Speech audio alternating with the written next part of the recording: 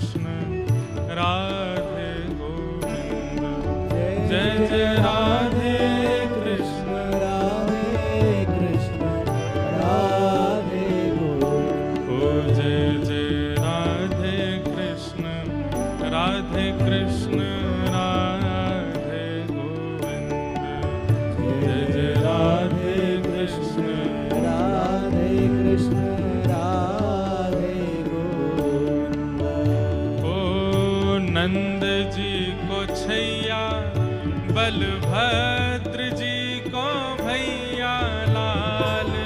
नंद जी को छैया बलभद्र जी को भैया लाल। यशोदा को छैया बलभद्र जी को भैया लाल। यशोदा को छैया बलभद्र जी को भैया लाल। या को मुख देखे ते कटत यम फंद। या को मुख देखे ते कटत यम फंद। ओ या को मुख देखे ते कटत यम फंद। या को मुख देखे ते कटत कहिए। यम फंद। ओ जय जय राधे कृष्ण राधे कृष्ण राधे गोविंद। राधे कृष्ण राधे कृष्ण राधे गोविंद।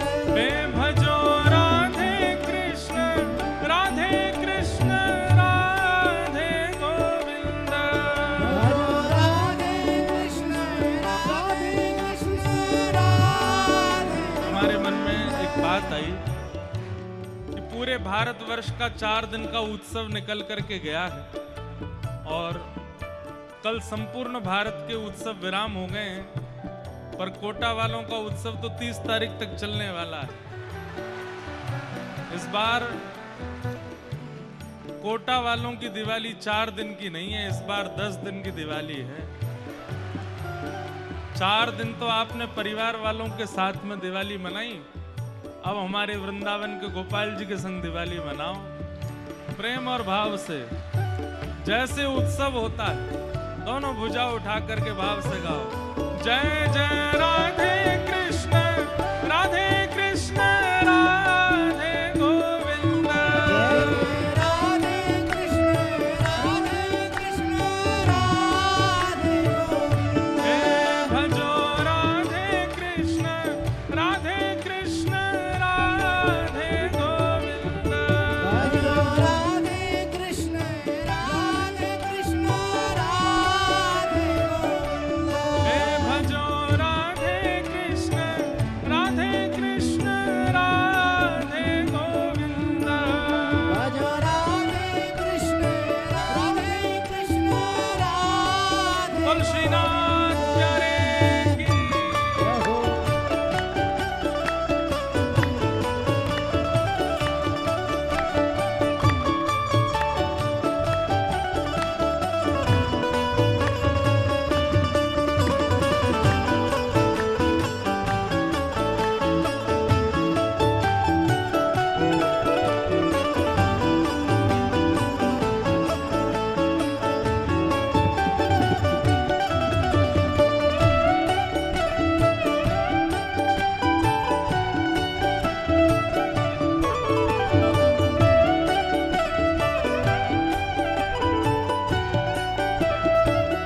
हमारे ब्रज का सबसे पुराना कीर्तन है ये, हमारे ब्रज का। बहुत कम लोग इसको गाते हैं, दादी दादा नानी नाना पुराने लोगों को याद है, लेकिन अब हम कथा में सुनाते हैं, सब लोगों से गवाते हैं। आप भी गाओ। केशव जी कल्याण गिरिधरण छबीले लाल। केशव जी कल्याण गिरधरण छबीले लाल। केशव जी कल्याण गिरिधरण छबीले लाल। केशव जी कल्याण गिरधरण मदन मोहन श्री वृंदावन चंद मदन मोहन श्री वृंदावन चंद ओ मदन मोहन श्री वृंदावन चंद मदन मोहन श्री वृंदावन ओ जय जय राधे कृष्ण राधे कृष्ण राधे गोविंद राधे कृष्ण राधे कृष्ण राधे गोविंद जय जय राधे कृष्ण राधे कृष्ण राधे गोविंद राधे कृष्ण राधे कृष्ण राधे गोविंद हे राधे गोविंद भजो राधे गोविंद राधे गोविंद आइए भजो राधे गोविंद श्री राधे गोविंद भजो राधे गोविंद राधे गोविंद भजो राधे गोविंद हे वृंदावन चंद भजो राधे गोविंद पावन चंद भजो राधे गोविंद प्यारे गिरधर गोपाल भजो राधे गोविंद हर गोपाल भजो राधे गोविंद हे भजो राधे राधे राधे राधे राधे गोविंद राधे राधे राधे राधे गोविंद भजो राधे राधे राधे राधे राधे गोविंद राधे राधे राधे राधे गोविंद हे भजो राधे राधे राधे राधे राधे गोविंद राधे राधे राधे राधे गोविंद प्यारे पूरी जगन्नाथ भजो राधे गोविंद पूरी जगन्नाथ भजो राधे गोविंद श्री द्वारिका के नाथ भजो राधे गोविंद द्वारिका के नाथ भजो राधे गोविंद हे भजो राधे राधे राधे राधे राधे गोविंद राधे राधे राधे राधे राधे गोविंद भजो राधे राधे राधे राधे राधे गोविंद राधे राधे राधे राधे राधे गोविंद हे भजो राधे राधे राधे राधे राधे गोविंद राधे राधे राधे राधे राधे गोविंद हे राधे राधे राधे राधे राधे गोविंद राधे राधे राधे राधे राधे गोविंद भजो राधे गोविंद राधे गोविंद भजो राधे गोविंद राधे गोविंद भजो राधे गोविंद राधे गोविंद भजो राधे गोविंद राधे गोविंद भजो राधे गोविंद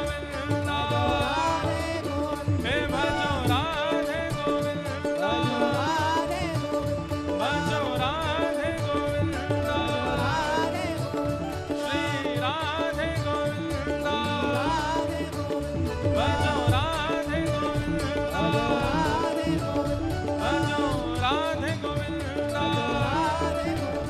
श्री राधे गोविंद भजो राधे गोविंद हे भजो राधे गोविंद भजो राधे गोविंद हे भजो राधे गोविंद हे भजो राधे गोविंद जय जय श्री राम जय जय श्री राम जय जय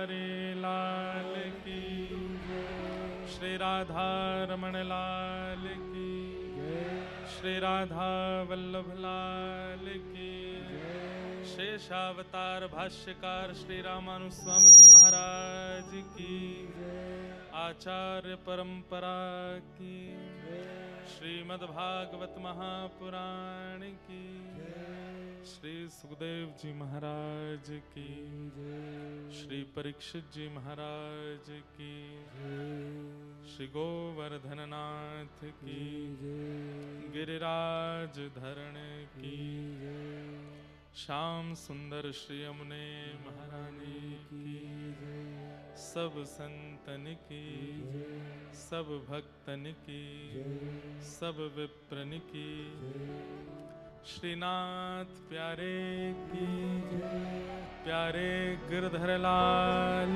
की, राजा रामचंद्र भगवान की, लक्ष्मी वेंकटेश भगवान की, लक्ष्मी नारायण भगवान की, जय जय श्री राधे, जय जय श्री राधे, जय जय श्री राधे, द्वारिकाधीश की जय। परम मंगल में प्रात प्रखलेश्वर अकारण करुणा वरुणालय भक्त वांछा कल्पतरु, तड़ित्वित विनिंदित पीतांबरधारी श्री बालकृष्ण प्रभु की महती अनुकंपा से उन्हीं के वांगमय विग्रह श्रीमद् भागवत महापुराण को बारंबार प्रणाम करते हैं। मंच पर विराजमान समस्त विप्रवृंद, समस्त विद्वत वरेण्य महानुभाव, उपस्थित समस्त गंधर्वजन,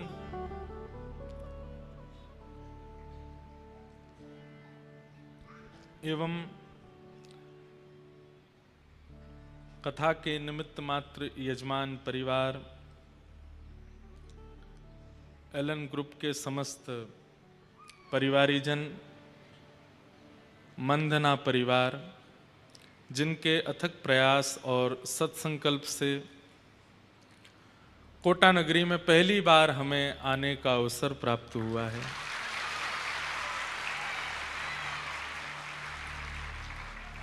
एवं विराजमान उपस्थित आप सभी कोटावासी भाई बंधु मातृशक्ति बालक मित्र सखा सबको जय श्री कृष्ण, जय सिया राम, जय श्रीमन नारायण, जय जय श्री राधे। बड़े आनंद की बात है, कोटा में आज दीपावली के उपहार के रूप में आप सब लोगों को जीवन उद्धारक श्रीमद् भागवत की कथा श्रवण करने को प्राप्त हो रही है। हमें लगता है इससे सुंदर उपहार ठाकुर जी के द्वारा दीपावली का आपको और कोई नहीं मिल सकता।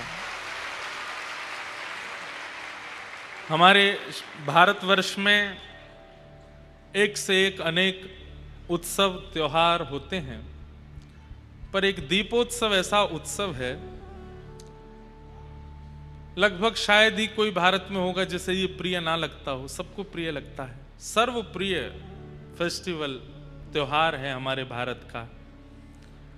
और व्यक्ति एक बार को रक्षाबंधन पे भी घर से बाहर हो सकता है, होली पे भी घर से बाहर हो सकता है, जन्माष्टमी आदियों पर भी बाहर होता है, नवरात्रियों में भी कई बार अपने कार्यों को प्रधानता दे देता है। पर दीपमालिका दीपोत्सव ऐसा उत्सव है कि हर व्यक्ति चाहता है कि मैं अपने घर पहुंचूं, अपने घर रहूं, यहां मैं कहीं और ना जाऊं। और जो साल भर नहीं पूछते उनके यहां से भी दीपावली की सोन पापड़ी आ जाती है दीपोत्सव के दिन। सबके मन में एक उत्साह उल्लास रहता है उस उत्सव के प्रति।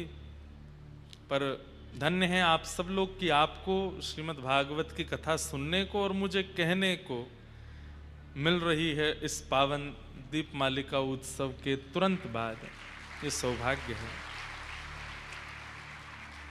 लोगों ने घर सजाए, लोगों ने घर पर दिए जलाए, प्रकाश किया, परंतु घर चाहे जितना भी चमक रहा हो, लेकिन घर में रहने वालों का हृदय यदि अंधेरे में है तो उस चमकीले घर का कोई प्रयोजन नहीं है।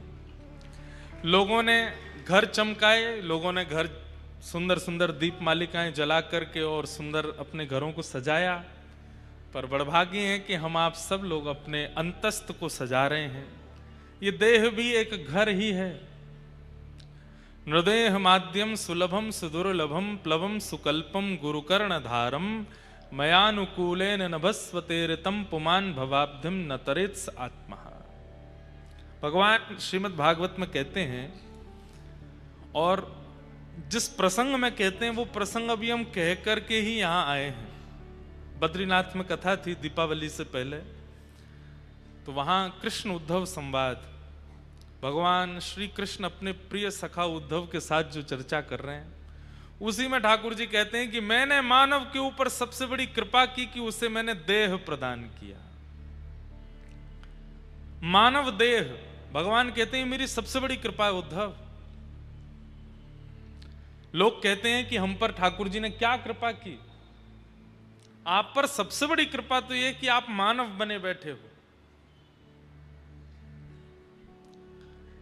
हम किसी अन्य प्रजाति या अन्य किसी योनि में होते तो अपने उद्धार और कथा श्रवण की हमको क्षमता प्राप्त नहीं होती। सीधी बात, जैसे जिनके पास वीजा होता है उनको उस देश में एंट्री करने का अधिकार है, चाहे शिप से जाएं, चाहे फ्लाइट से जाएं, चाहे कैसे भी जाएं, उस देश में प्रवेश का अधिकार उनके पास है। सब लोग बहुत ध्यान से इधर देखो, नेक नेक इधर देखो, कथा सुनो। और जो हमें दिखा के पानी पी रहे हैं, जैसे व्यास जी 4 घंटे कुछ नहीं पिएंगे, आपको भी नहीं पीना चाहिए, पहले ही पी पा के बैठिए। और आज के लिए हम क्षमा प्रार्थी हैं, आप लोग बहुत विलंब से हमारा आना हुआ, पर हमको एक लोभ है कि हम 2-3 महीना में अपने घर जाते हैं। अब हम आज निकले हैं घर से, अब सीधे 25 नवंबर को घर पहुंचेंगे। तो हम प्रयास करते हैं कि जितना समय हो सके थोड़ा माताजी पिताजी का आशीष प्राप्त कर लें। हमारी गाड़ी तैयार कल दोपहर से खड़ी थी, सब सामान लग चुके थे कि अब निकलेंगे अब निकलेंगे, लेकिन कल भाई दूज, सारी बहनें आई, तो बहुत महीनों बाद मिलना होता है, तो कल फिर रुक गए। तो सोचे आज सुबह सुबह निकलेंगे। हम पहुंच तो जाते 2 बजे तक ही, पर बीच में कुछ कार्य चल रहे थे सड़कों पर, जिसके कारण हम थोड़े विलंब हो गए। लेकिन कल से कथा का समय 2:30 बजे से है। आप सब लोग ठीक 2 बजे यहां पर स्थान ग्रहण कर लीजिएगा, 2:30 बजे तक सब आ जाइएगा, हम 3 बजे आएंगे। आप लोगों के लिए 2:30 बजे तक का समय है, हमारे लिए तो 3 बजे से ही है। तो आप सब लोग खूब आनंद से पधारिएगा, खूब भाव रखिएगा। तो हम निवेदन कर रहे थे, वो बात थोड़ी सुन लीजिए। जिस व्यक्ति के पास जिस देश का वीजा होता है, वो व्यक्ति जब चाहे, आधी रात भी चाहे, तो अपनी टिकट बुक करा के उस देश में प्रवेश कर सकता है, उसको कोई रोक टोक नहीं है। जिस पे वीजा नहीं है उसको सोचना पड़ेगा कि पहले कागज इकट्ठे करूं, एम्बेसी जाऊं, फिंगरप्रिंट्स दूं, अपने पेपर जमा करवाऊं, इंटरव्यू दूं, तब वीजा आएगा, तब मैं जा पाऊंगा। ठीक वैसे ही चाहे वैकुंठ कह लीजिए, चाहे साकेत कह लीजिए, चाहे गोलोक धाम कह लीजिए, स्वर्ग नहीं, वैकुंठ, साकेत या गोलोक, जो श्री वैष्णव परंपरा से दीक्षित हैं या श्री वैष्णव परंपरा का पालन करते हैं, वो वैकुंठगामी होते हैं। जो प्रभु श्री राम की परंपरा का पालन करते हैं, प्रभु श्री राम का अर्चन वंदन करते हैं, अयोध्या से अति प्रेम रखते हैं, वो साकेतगामी होते हैं। और जो श्री धाम वृंदावन के प्रति रुचि रखते हैं, निकुंज विलास की चर्चाओं में जिनका सुख होता है, वो गोलोक गामी होते हैं। तो या तो वैकुंठ, या तो साकेत, या तो गोलोक, इनका एक ही वीजा है, क्या? मानव शरीर। अगर किसी पर मानव शरीर नहीं है तो वो वैकुंठ, साकेत और गोलोक नहीं जा सकता। इसका मतलब क्या है? मुझे आपको मानव शरीर देकर के ठाकुर जी ने ये प्रमाणित किया है कि मैं चाहता हूं कि तू अपना उद्धार कर, इसीलिए मानव बना है। जिसे हम चाहते हैं कि वो अपना कल्याण करे, उसी को हम साधन देते हैं। अब ये कोटा पढ़ने वालों की भूमि है, यहां बहुत सारे बच्चे पढ़ते हैं। उनके माता पिता उनको फैसिलिटीज के रूप में यहाँ रूम्स दिलवाते हैं। कई बच्चे थोड़े धनवान होते तो उनको गाड़ी दिलवा देते हैं, बाइक दिलवा देते हैं, स्कूटर स्कूटीज दिलवा देते हैं। साधन क्यों दिया जाता है? ताकि तुम अपना उद्धार करो, ताकि तुम अपना कल्याण करो। ठाकुर जी के पास कहते हैं भगवान उद्धव से कि मेरे पास सबसे बड़ा साधन देने के वाला अगर कुछ है तो वह है मानव शरीर। मेरे पास सबसे सुंदर तोहफा यही है, जिसमें एक जीव है जो कि किसी भी स्वाद को अपना लेती है, जिसमें दो नेत्र हैं जो किसी भी रंग को देख लेते हैं, जिसमें दो हाथ हैं जो कर्म करते हैं, जिसमें दो पैर हैं जो चल करके एक से दूसरे देश पहुंच जाते हैं, जिसमें बुद्धि है, मन है, इंद्रियां हैं। उद्धव, कभी विचार करो, इससे अच्छा मेरे पास कुछ और देने लायक है ही नहीं। मैंने ये दिया, इसका मतलब मेरी बहुत बड़ी कृपा है कि तुम मानव हो। नृदेह माध्यम सुलभम सुदुर्लभम। आपको अभी नहीं पता चलेगा क्योंकि हम मानव हैं ही हैं, लेकिन श्रीमद् भागवत आदि ग्रंथों में बताया गया कि कोई मानव नहीं बन पाता, अन्य जातियों में होता है, अन्य योनियों में होता है, तो उसको मानव बनने के लिए कितनी प्रतीक्षा करनी पड़ती है, कितने प्रार्थनाएं करनी पड़ती हैं, तब वो मानव बनता है। भगवान कहते हैं मेरी सबसे बड़ी कृपा क्या है कि मैंने तुम्हें मानव बनाया। प्लवम सुकल्पम गुरुकर्ण धारम। और मानव बनने के बाद भी यदि जीवन में गुरु आ गए तो ठाकुर जी कह रहे हैं कि इसको तो और बड़ी कृपा मान लेना कि मैंने एक गुरु और दे दिए, कि मानव देह से क्या करना है, क्या नहीं करना, कब करना है, कैसे करना है, ये सब बताने वाले गुरु मिल गए। तो मानव देह मिले, भगवान की कृपा। मानव देह को समझाने बुझाने वाले एक ऐसे गुरु मिल गए, एक ऐसे मेंटोर मिल गए जिनकी बात आप कभी भी मान सकते हो। प्लवम सुकल्पम गुरुकर्ण धारम। और फिर भगवान कहते हैं मयानुकूलेन नभस्वतेरितम। मेरी प्राप्ति जिससे हो ऐसी अनुकूलताएं अगर जीवन में आ रही हैं तो ये मेरी तीसरी कृपा है। जैसे कि कथा होना, जैसे कि अनुष्ठान होना, जैसे कि वैष्णव दर्शन होना, मानव शरीर मिलना, गुरु का मिल जाना, और उसके बाद में भगवत प्राप्ति जिससे हो ऐसी अनुकूलताएं प्रकट होना।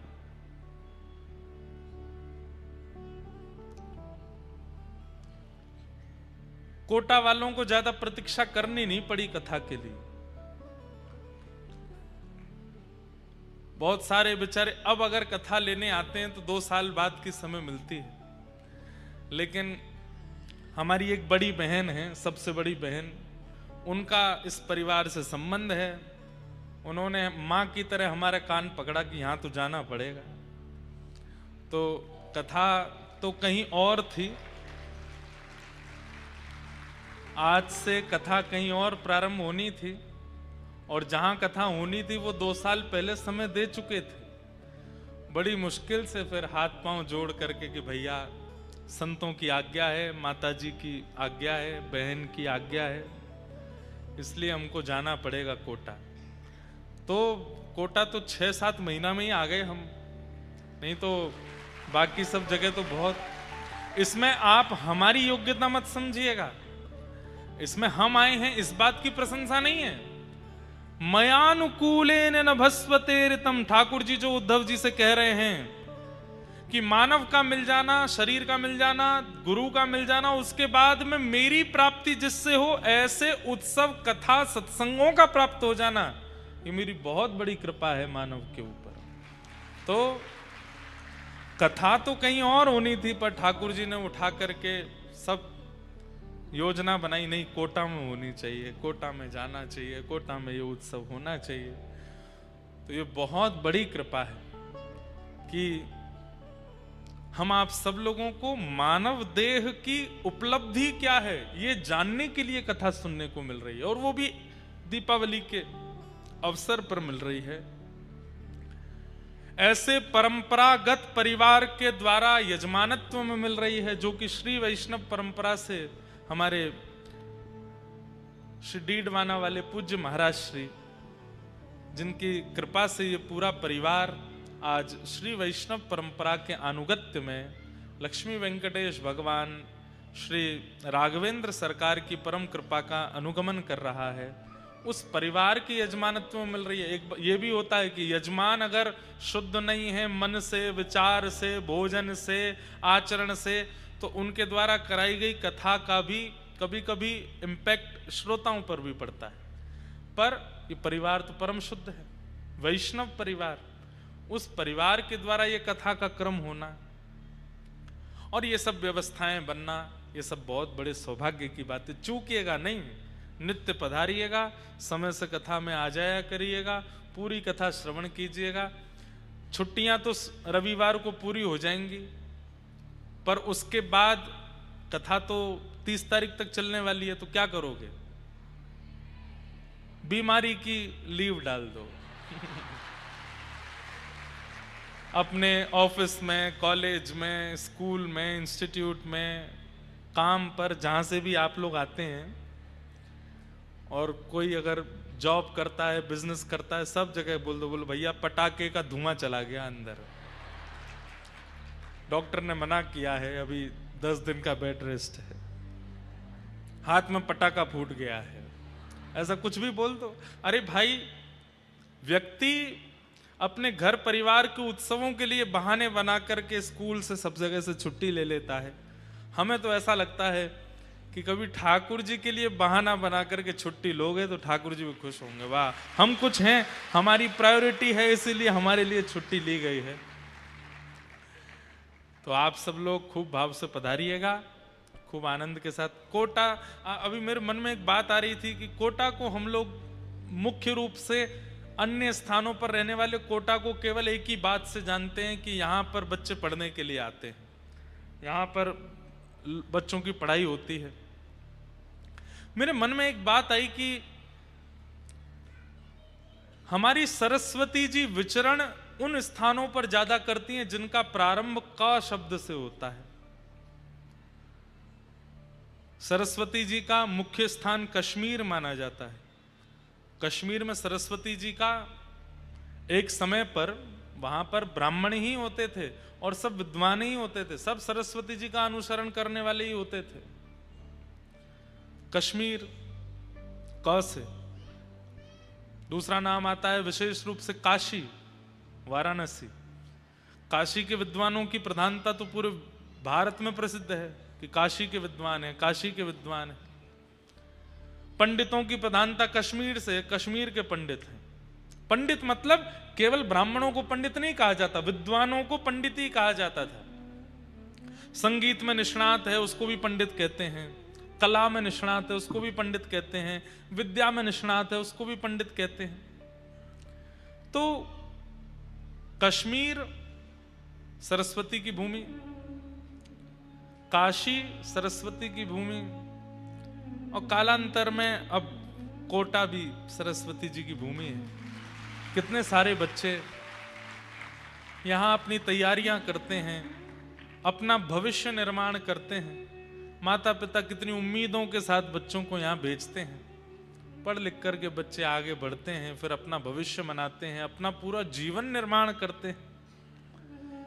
ऐसी ये कोटा की भूमि है। तो सरस्वती तो यहाँ विराजमान है, इसीलिए तो बच्चे यहाँ पढ़ पा रहे हैं।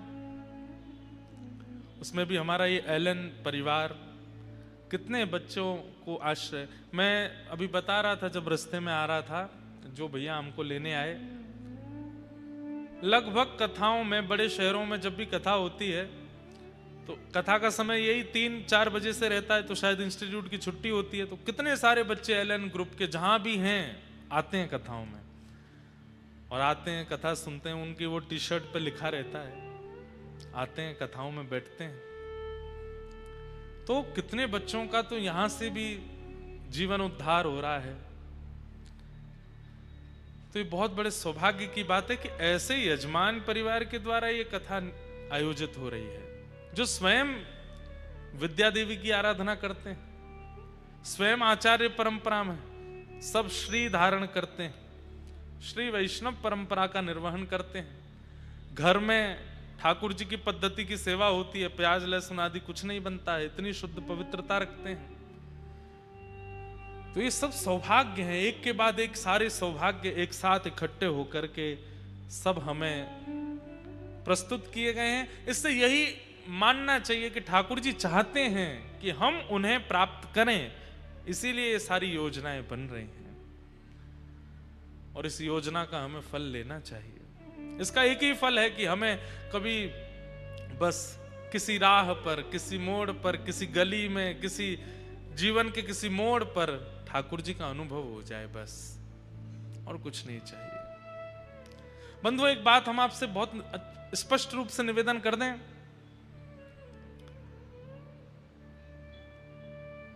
व्यक्ति अपना एक जीवन जीता है ना, तो उसके मन में एक भाव रहता है कि मुझे किसको रिप्रेजेंट करना है। अपने पिता को दिखाना है, अपनी मां को दिखाना है, अपने पत्नी को दिखाना है, या अपने परिवार को दिखाना है। हमारी बात मान लीजिए, अगर कथा में आके बैठे हैं, मुख से श्री राधा नाम, कृष्ण नाम कहते हैं, माथे पर उर्धपुंड लगाते हैं, वैष्णवों के दर्शन करते हैं, तो आज के बाद आपके रिप्रेजेंट के रूप में किसको रिप्रेजेंट करना है? ठाकुर जी को। मुझे उन्हें दिखाना है। मैं धन भी इसलिए कमाऊं कि ठाकुर जी को ये लगे कि भाई मेरे लिए कमाता है, मेरे उत्सव कर सके, मेरी प्राप्ति में आगे बढ़ सके, मेरी कथाएं का आयोजन करा सके। अपने जीवन में किसी के साथ भी अच्छा करते हैं, कुछ भी भला करते हैं, तो भी यही मन में रखिए कि ठाकुर जी देख रहे हैं, मुझे उनको दिखाना है, उनको बताना है। बस उनको पता चले कि हां, ये एक व्यक्ति है जो कुछ कर रहा है। और सब लोग तो एक आध आपके कार्यों पर बड़ी प्रशंसा करेंगे, लेकिन आपकी एक भूल पर, आपकी एक छोटी सी भूल पर वो पूर्व के किए हुए सारे अच्छे कामों को भूल जाएंगे और उस भूल को लेकर के आपको कोसते रहेंगे। पर ठाकुर जी का स्वभाव ऐसा है कि वो एक गलती, दो गलती, 10 गलती, 20 गलती, 1000 गलतियों तक भी नजरअंदाज ही करते हैं। कोई बात नहीं, इसने ये 4 अच्छे काम तो किए, भले 1000 गलत किए, लेकिन 4 अच्छे तो किए। उनका स्वभाव ऐसा है। तो इस कथा का मूल उद्देश्य ये हो जाए कि मेरे चित्त में ये भावना प्रकट हो जाए कि मेरी आज के बाद प्रत्येक प्रतिक्रिया, प्रत्येक क्रिया, प्रत्येक कर्म, उसके पीछे मेरे मन में उद्देश्य क्या है कि मैं किसको दिखा रहा हूं? ठाकुर जी देख रहे हैं, ठाकुर जी को पता है।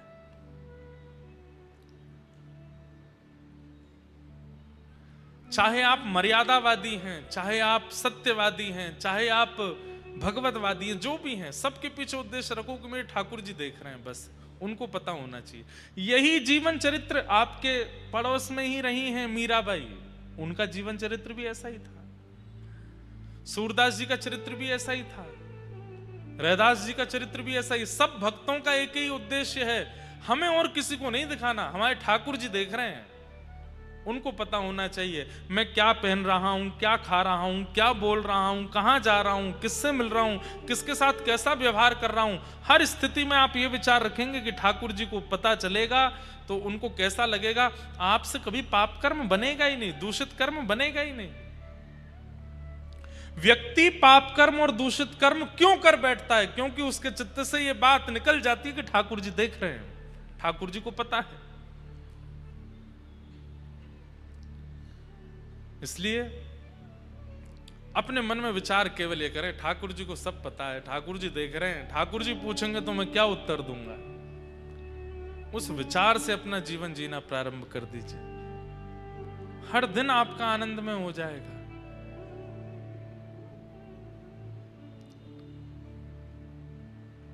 इसी भावना को लेकर के कथा में आइए। पहली बात, समय से आ जाइएगा। दूसरी बात, कथा से पहले ही आप लोग जलपान कर लीजिए। कहीं जाना है, आना है, किसी से बात करनी है, सब पहले ही कर लो। व्यास मंच पर व्यास जी आके बैठ जाएं, उसके बाद आप कुछ नहीं करोगे। उसके बाद तो केवल आप कथा सुनो। धन गया तो कुछ नहीं गया, समय गया तो कुछ गया, चरित्र गया तो बहुत कुछ गया, लेकिन ज्ञान ही चला गया तो सब कुछ चला गया। ये कथा मनोरंजन के लिए नहीं है। इस कथा का क्रम मनोरंजन के लिए नहीं हो रहा है, मनोमंथन के लिए हो रहा है। और मंथन से क्या होता है? मंथन से नवनीत प्रकट होता है। मंथन होता है दही का, तभी तो मक्खन प्रकट होता है। मक्खन माने नवनीत। और जब नवनीत प्रकट होता है तो श्री कन्हैया अपने कक्ष से स्वयं ही घुटमुन चल करके आते हैं उस नवनीत का हरण करने के लिए। तो इस कथा रूपी मथनी से आप सब श्रोता रूपी हृदय की दही का हम मंथन करने के लिए बैठे। इसलिए प्रेम से मंथन करवा लीजिए ताकि नवनीत चित्त में प्रकट हो और ठाकुर जी आकर के उसका हरण करें, ठाकुर जी आकर के उसका सेवन करें, भोग लगावें। फोन मत चलाइएगा, कर्ण पिशाचनी है इनका नाम। क्या नाम है? हाँ, कर्ण पिशाचनी। लोग बाग कहते हैं ना तंत्र मंत्र वालों के लिए कि इन पर कर्ण पिशाचनी है, इनके कान में कोई बोल देता है। सबसे बड़ी कर्ण पिशाचनी तो यही है। बंबई में क्या चल रहा है आपके कान में कोटा में आके बता देता है ये यही कर्ण पिशाचनी। इसको बंद रखिएगा जब तक भागवत जी की आरती ना हो जाए। अंतिम बात, आज जहां बैठे हो प्रयास कीजिएगा कि रोज वहीं बैठो। कल से आपका स्थान ज्यादा बदले ना, थोड़ा राइट लेफ्ट हो जाए चलेगा, लेकिन आगे बैठे तो पीछे पहुंच गए, पीछे से इधर पहुंच गए। स्थान परिवर्तन होने से भी मन एकाग्र नहीं होता। इसलिए स्थान निश्चित कर लीजिएगा, जहां आप एक दिन बैठे, पहले दिन बैठे, वहीं बैठिएगा। दूसरा, ये नन्हे नन्हे गोपाल जी जो डोल रहे हैं, जिन्होंने यहीं बरसाना गोकुल प्रकट कर दिया है, इनके भी थोड़े थोड़े ध्यान रखिएगा। पता चली कोई गंभीर बात चल रही है तो आनंद करने दो, उनको रोकिएगा नहीं, पर थोड़ा ध्यान रखिएगा। बाकी यहाँ पे कई लोगों को ऐसा मुझे पता चला कि पास वगैरह से थोड़ी दिक्कत है, पास नहीं, कोई ऐसा नहीं है। सब लोग आइए, बाहर से अपना फ्री रजिस्ट्रेशन है, सब कराओ, बैठो। कथा सबके लिए हो रही है। अगर केवल एक परिवार को सुननी होती तो इतनी बड़ी व्यवस्था नहीं होती, सब लोग सुन सकें। बस एक बात है कि कोई मन चला व्यक्ति ना आवे, या कोई दुर्घटना या कोई किसी प्रकार का अन्य क्रिया ना हो, बस उसके लिए एक प्रक्रिया है। प्रक्रिया करके सब लोग बैठ सकते हैं। कोई अगर कहे हमको इतना पैसा दो हम पास देंगे, उसका तो भीतर कंप्लेन और कर दीजिएगा, बता दीजिएगा फोन नंबर पर कोई किसी ने हमसे पैसे मांगे हैं। तो इस प्रकार का कोई यहाँ पे क्रम नहीं है। लक्ष्मी मैया की खूब कृपा है, हमें आपसे और अधिक की आवश्यकता नहीं है। खूब प्रेम से आप तो पधारो, बस अपना ध्यान रखिए, खूब आनंद से बैठिए। किसी भी प्रकार की कोई गलत गतिविधि कथा में ना हो, उसका ध्यान रखिएगा। और अंतिम बात, हमारा मिलने का क्रम एक दिन हम रखेंगे, 1 या 2 दिन का रखेंगे, उस दिन आपको बता देंगे। अभी तो 2-4 दिन थोड़ी व्यस्तता है, कोटा से ही हमको 1-2 जगह आना जाना पड़ेगा, तो इसलिए 1-2 दिन तो आप लोग बस कथा में पधारो। मंच से ही हम बता देंगे कि किस दिन मिलना है, कहाँ मिलना है, कैसे आ सकते हैं, क्या होगा, तो उस हिसाब से आप सब लोग पधारिएगा। आइए भागवत जी के महात्म्य में प्रवेश करते हैं। सच्चिदानंद रूपाय विश्वोत्पत्त्यादि हेतवे तापत्रय विनाशाय श्रीकृष्णाय वयं नुमः। यं प्रव्रजन्तमनुपेतमपेतकृत्यं द्वैपायनो विरह कातर्या जुहाव। पुत्रेति तन्मयतया तरवोऽभिनेदुः तं सर्वभूत हृदयं मुनिमानतोऽस्मि।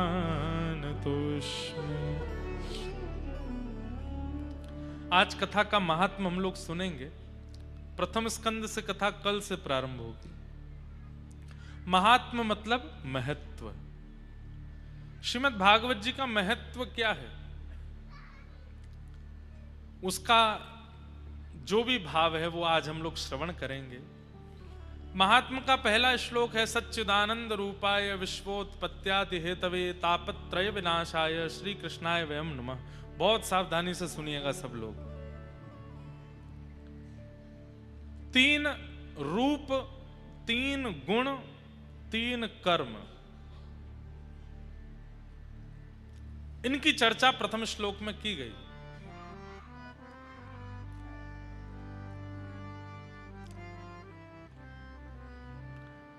भगवान का परिचय क्या है, बहुत ध्यान से सुनिएगा। पहले श्लोक में ही स्पष्ट कर दिया कि ठाकुर जी कौन हैं।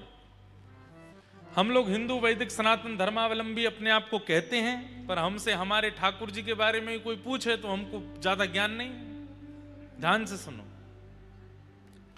जिनके 3 ही रूप हैं, 3 ही गुण हैं, 3 ही कर्म हैं, वही हमारे इष्ट हैं। 3 रूप कौन कौन से? सत्य, चैतन्य और आनंद। देखिए, रूप और स्वरूप ये 2 बातें होती हैं। मैं हर कथा में लगभग ये बात कहता हूं, रूप और स्वरूप। हम आप सब लोगों के भी रूप अलग हैं, स्वरूप अलग हैं।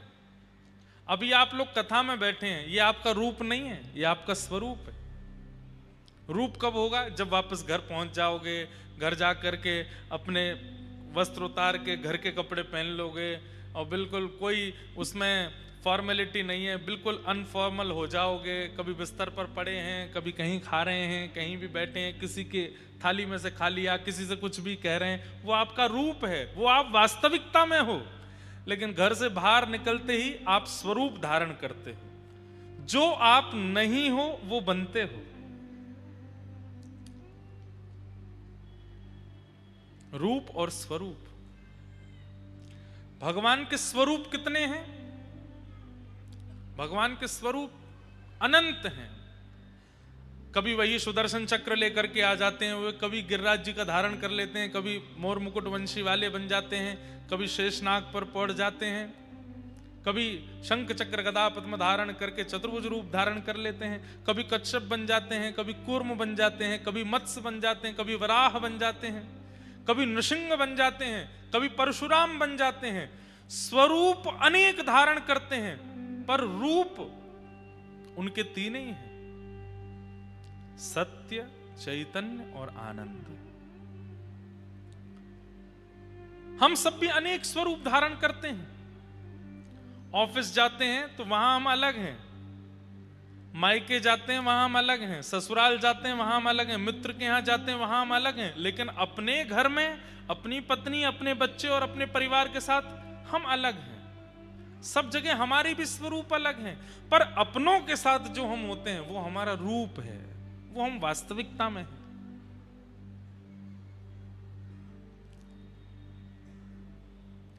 ठाकुर जी भी भक्तों की इच्छा पूरी करने के लिए अनेक स्वरूप धारण करते हैं, पर मूल रूप से चाहे नृसिंह हो, चाहे जगन्नाथ हो, चाहे मत्स्य हो, चाहे कूर्म हो, चाहे वराह हो, चाहे परशुराम हो, सबके अंदर वाले जो रूप हैं उनमें 3 ही हैं, सत्य, चैतन्य और आनंद।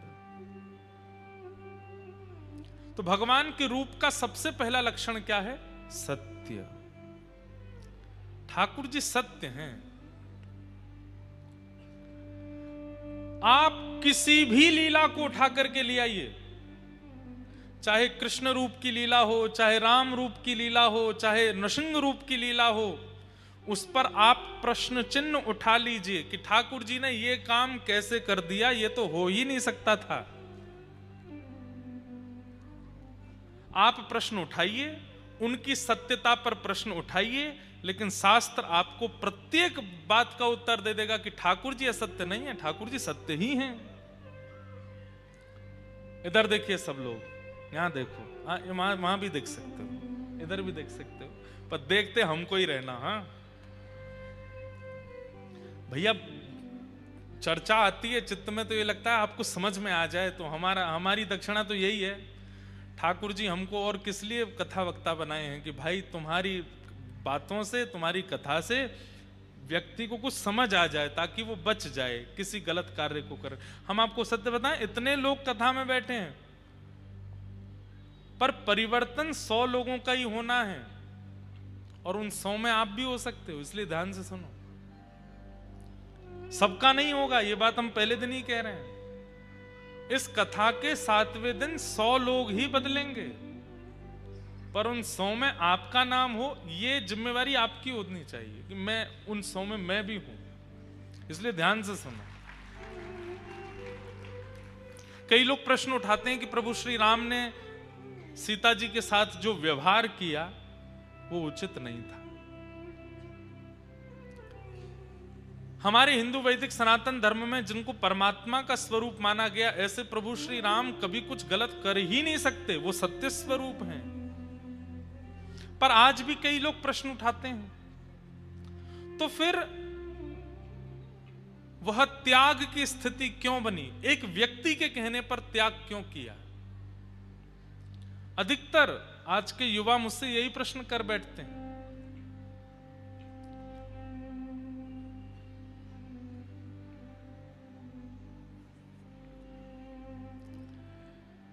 दक्षिण भारत में एक राजा थे, ध्यान से सुनना। उनकी एक पुत्री थी। उस पुत्री ने अनेक वर्षों तक तप किया, और तप के पीछे फल केवल एक ही चाहिए था, क्या? कि परम पुरुष परमात्मा भगवान मुझको पत्नी रूप में स्वीकार करें। मुझे उनका नाम स्मृति में नहीं आ रहा है, मैं वही सोच रहा था कि नाम क्या था उनका।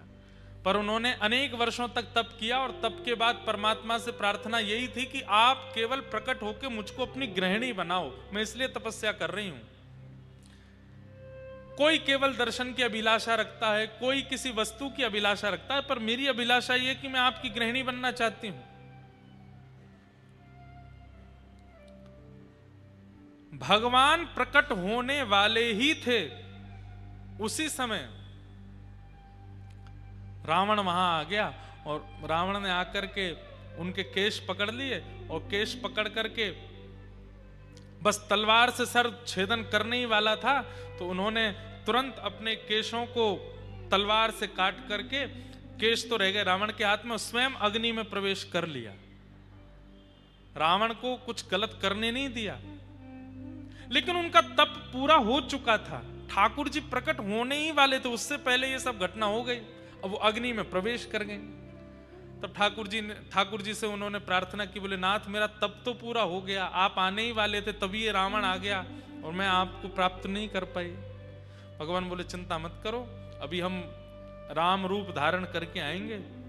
सीता जी के साथ जब हम वन की ओर जाएंगे तो दुष्टों का संहार सीता जी देख नहीं पाएंगी, इसलिए हम सीता जी को तो अग्नि में प्रवेश करवा देंगे। आप अग्नि से प्रकट होकर के सीता जी का रूप धारण करके हमारे साथ आ जाना। तो आपका जो व्रत था कि हमारी पत्नी आपको बनना है, वो पूरा हो जाएगा, आपका तप का फल मिल जाएगा, और हमारा काम भी हो जाएगा। आपके सामने हम राक्षसों का वध कर देंगे। और तीसरा काम एक और होगा। बोल क्या? आपके तप में विघ्न डालने वाला रावण, उस रावण के अंत का कारण भी फिर आप ही बनोगी। आपको वो हरण करके लेके जाएगा, फिर हम आपको बचाने के लिए वहां आएंगे सेना लेकर के, और पूरी लंका जला करके रावण का वध करके आपको वापस ले आएंगे। तो आपका जो बदला है वो भी हो जाएगा। बोले ठीक है। सीता जी तो पावक में प्रवेश कर गई, अग्नि में प्रवेश कर गई, पर छाया की जानकी जी जो आई है वही थी वो राजा की पुत्री। जानकी जी का रूप धारण करके प्रभु श्री राम के साथ प्रकट हो गए। सब लीला हुई, आप सबको पता है। उसके बाद जब ये वापस लौट करके अयोध्या आ गए, अब राम जी तो एक पत्नी व्रती हैं, वो तो एक ही पत्नी को सर्वस्व मानते हैं। अब छाया की सीता जी जो हैं, उनको ये बात कभी कभी मन में होती है कि ये मेरी तरफ इतने भाव से देखते ही नहीं। मैं कहीं समीप बैठ भी जाती हूं तो ये थोड़ा सा खिसक जाते हैं, थोड़ा उठ के चले जाते हैं, कभी कोई चर्चा भी करते हैं तो नीचे नजर करके करते हैं। तब उन्होंने विचार किया कि हे प्रभु श्री राम, आप इस प्रकार का व्यवहार क्यों करते हैं? बोले कि देखिए, वास्तविकता मत भूलिए, हम मर्यादा पुरुषोत्तम है, एक पत्नी व्रती है, हमारी पत्नी तो पावक में है, अग्नि में है। आपकी तपस्या के कारण हम आपके साथ अभी सब निर्वहन कर रहे हैं। तब उन्होंने कहा कि तो फिर ये तो केवल आपने खाना पूर्ति की कि बस हमको पत्नी बना करके बैठा लिया है, ना तो हमारे प्रति आपका कोई भाव, ना आपके मन में कोई चिंतन, ना आप हमें देखते हैं, ना कुछ ऐसा। देवी अब क्या करें, हम तो मर्यादा पुरुषोत्तम हैं। तब वो सब लीलाएं हुई कि वे आश्रम चली गई, वहां लवकुश का जन्म हुआ, उसके बाद वो अग्नि में प्रविष्ट हो गई। पर उनके अग्नि में प्रविष्ट होते ही जो अग्नि में जानकी जी थी, वो पुनः आकर के श्री राघव जी के बगल में विराजमान हो गई हैं। और उसके बाद तो ठाकुर जी साकेत गमन कर ही गए। तो सीता जी के साथ जो लीला हुई वह भी कोई असत्य नहीं है, उसमें भी ठाकुर जी की कोई गलती या आप उस पर प्रश्न चिन्ह नहीं उठा सकते। वो ठाकुर जी के अंतरंग लीला है, वहां भी ठाकुर जी किसी की इच्छा की पूर्ति कर रहे हैं। लेकिन अब वो कन्या जो पुनः अग्नि में प्रवेश कर गई, वो बोली मेरी इच्छा तो पूरी हुई नहीं, आपने पूर्ण रूपेण पत्नी रूप में तो मुझे स्वीकार किया नहीं। तो प्रभु श्री राम बोले अब देवी अब तो एक ही होगा। बोले क्या? अब तुम पुनः दक्षिण भारत में पद्मावती के रूप में प्रकट होगी और हम वेंकटेश बन करके आएंगे, हम तिरुपति बन करके आएंगे और तब आपके साथ विवाह करेंगे, तब आपको स्वीकार करेंगे।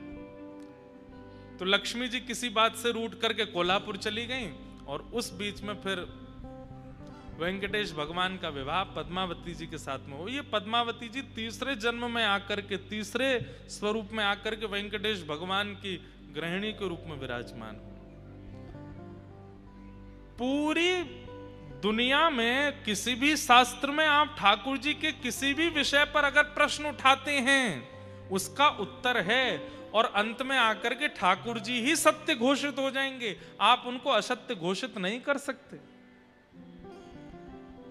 वो कब, कहां, कौन सी लीला किस तरीके से कैसे संपादित कर रहे हैं, ये वही जानते हैं, या उनका अनुसंधान करने वाले वैष्णव जन जानते हैं। तो ठाकुर जी का पहला रूप क्या है? सत्य। वो असत्य नहीं हो सकते। वो जहां कहीं भी जो कुछ भी कर रहे हैं, सब में सत्य विराजमान है। ठाकुर जी का पहला रूप है सत्य।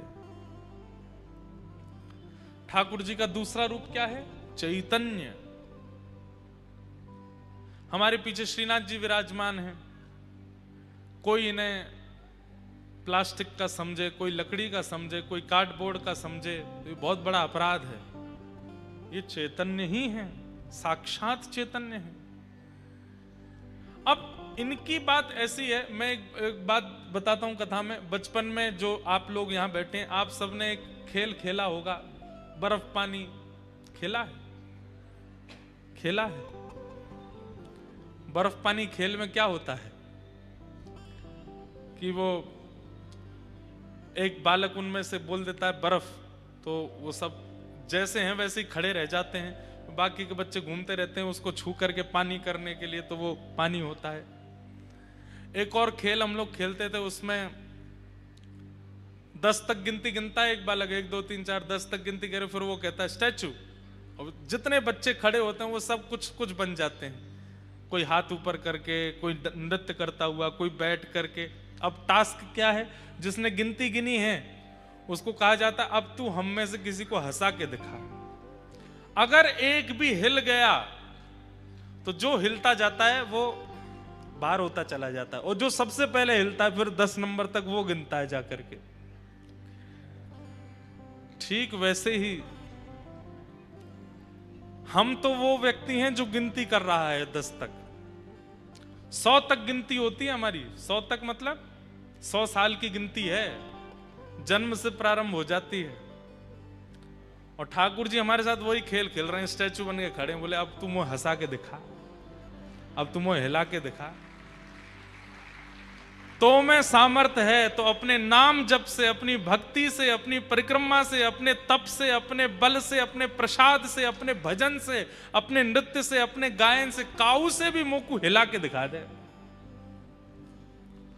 पर ठाकुर जी इतना अद्भुत खेल खेलते हैं, हम कुछ भी कर दें वो यूं ही खड़े रहते हैं, हिलते ही नहीं है। इसका मतलब क्या है? अगर सामने वाला बालक हिल नहीं रहा है, इसका मतलब तुम्हारी तरफ से एफर्ट हुआ ही नहीं है, तुम उसको हंसा ही नहीं पाए हो, तुम ऐसा कुछ कर ही नहीं पाए कि वो हंसे। लेकिन गिनती 100 साल की ही है और वो 100 भी पूरे नहीं हो रहे हैं आजकल। 80-90 से पहले ही टपक जा रहे हैं हम लोग।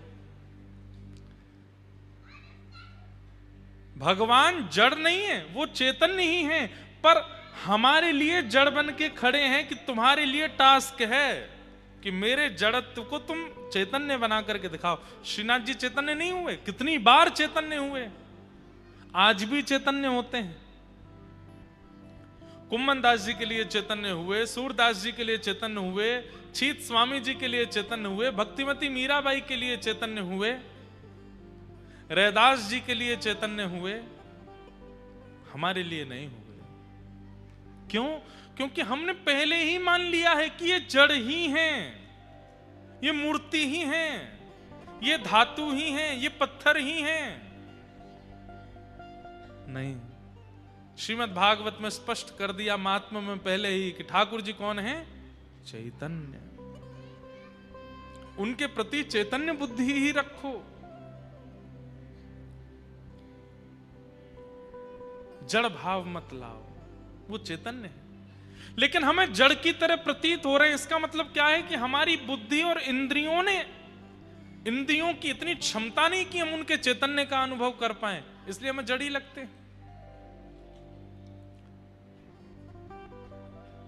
और ये दो बातें हैं, ठाकुर जी को सत्य स्वरूप मान लो, ठाकुर जी को चैतन्य स्वरूप मान लो, तो तीसरा स्वरूप आपको मानना नहीं पड़ेगा, ठाकुर जी अपने आप प्रकट कर देंगे, आनंद। फिर आनंद ही आनंद लगेगा। चलते फिरते, उठते बैठते, खाते पीते, हंसते सोते जागते, हर स्थिति में केवल आनंद का अनुभव होगा। हमारे संत महात्मा इतने कष्टों के बाद भी इतने आनंद में क्यों रहते हैं? क्योंकि वो ठाकुर जी को सत्य और चैतन्य स्वरूप मान चुके हैं, इसलिए आनंद का अनुभव होता है। हम अभी भी उनको जड़ मानते हैं, इसलिए हमको आनंद नहीं, दुख होता है, कष्ट होता है, पीड़ा होती है, ग्लानि होती है, आत्मग्लानि होती है, ना जाने क्या क्या ये सब भाव। ये संतों को क्यों नहीं आते, हमको ही क्यों आते हैं ये सारे भाव? क्योंकि हम ठाकुर जी के प्रति जड़ बुद्धि रखते हैं, असत्य बुद्धि रखते हैं।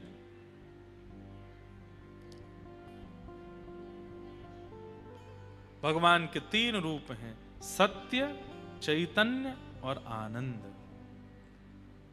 सच्चिदानंद रूपाय। और भगवान के 3 कर्म क्या हैं? विश्वोत्पत्त्यादि हेतवे,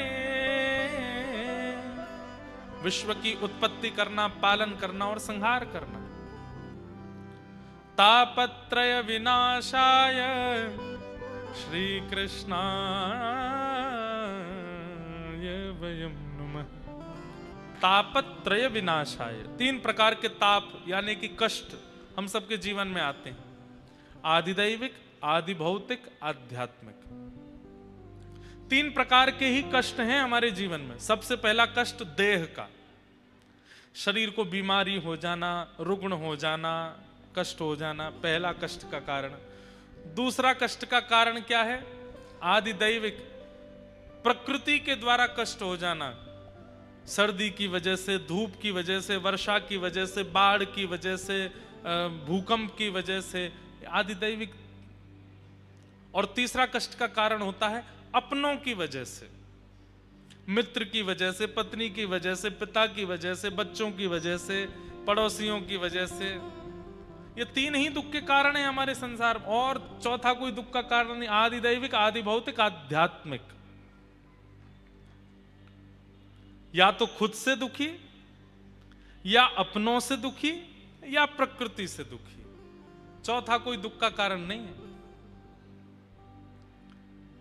इन तीनों प्रकार के तापों का ठाकुर जी क्या करते हैं? उपशमन करते हैं। कितनी अच्छी बात है कि कष्ट दूर नहीं होते, कष्ट तो आते हैं, पर उन कष्टों से होने वाली जो स्थिति है वो स्थिति दूर हो जाती है। शारीरिक कष्ट होगा पर इतने विचलित नहीं होगे आप, अपने कष्ट देंगे पर विचलित नहीं होगे आप, प्रकृति से कष्ट मिलेगा लेकिन विचलित नहीं होगे आप। ये विचलनता ना होना ये एक भक्त का स्वरूप है। मीराबाई के जीवन में कष्ट नहीं था, आप ऐसा नहीं मान सकते, पर जीवन में आने वाले कष्टों पर मीराबाई दुखी नहीं होती थी, ये बात आप मान सकते हो। और भक्त ऐसा ही हो जाता है, कष्ट आने बंद नहीं होते, कष्टों से जूझना सीख जाता है, कष्टों से लड़ना सीख जाता है। गैर भक्ति पथिक कैसा होता है? उसको नमक का भी अंदाजा होता है। वो नमक अच्छा नहीं है तो भी भोजन नहीं करेगा, बिस्तर अच्छा नहीं है तो सोएगा नहीं, कपड़े ब्रांडेड नहीं है तो पहनेगा नहीं। ये गैर भक्ति पथिक का स्वरूप होता है। पर भक्ति मार्गी व्यक्ति कैसा हो जाता है? भोजन चाहे जैसा भी हो, तन को खिलाना है ताकि वो स्वस्थ रहे, वो पालेगा। व्यवस्था चाहे जैसी हो, वो बैठ जाएगा, मुझे बैठना है। वस्त्र चाहे जैसे भी हो, तन ढकना है, पहन लेगा, ऐसी स्थिति में आने लग जाएगा। ये भक्त का स्वरूप होता है। बुरा नहीं मानिएगा, पर कोई व्यक्ति अपने आप को भक्त कहता है, लेकिन इन सब स्थितियों में ना तो जीव को वशीकरण कर पाया, ना तन को वशीकृत कर पाया, ना अपनी मन बुद्धि को वशीकृत कर पाया, वो भक्त नहीं है। पहनना है तो यही पहनना है, खाना है तो ऐसा ही खाना है, रहना है तो ऐसे ही रहना है, ये भक्त का स्वरूप नहीं। वो तो हर स्थिति में प्रसन्न रहता है। और इसी को कहते हैं तापत्रय विनाशाय। ठाकुर जी हर प्रकार के तापों का विनाश कर देते हैं, मतलब फिर उसको किसी भी चीज से ज्यादा फर्क नहीं पड़ता, वो सम हो जाता है।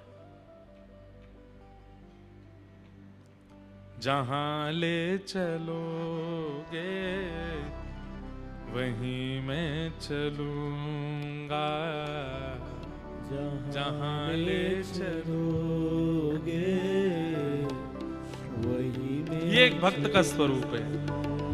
वो ऐसा नहीं कहता कि मुझे 98% ही चाहिए, वो ऐसा नहीं कहता कि मुझे मुंबई में ही घर चाहिए, वो ऐसा नहीं कहता कि मुझे यूएस ही जाना है पढ़ने के लिए। वो कहता है कि नाथ प्रयास मैं कर रहा हूं, प्रयास मैं करूंगा, पर मेरे लिए जो उचित हो वो आप दीजिएगा, और आप जो देंगे उसमें मैं कुछ किंतु परंतु नहीं करूंगा, मुझे सब स्वीकार है। ये एक भक्त का स्वरूप होता है। वो अपनी जिद थोपता नहीं है ठाकुर जी के आगे जाकर के। जहां नाथ रख दोगे, जहां नाथ रख दोगे, जहां नाथ रख दोगे, जहां नाथ रख दोगे, ओ वहीं मैं रहूंगा, जहां ले चलोगे वहीं मैं चलूंगा।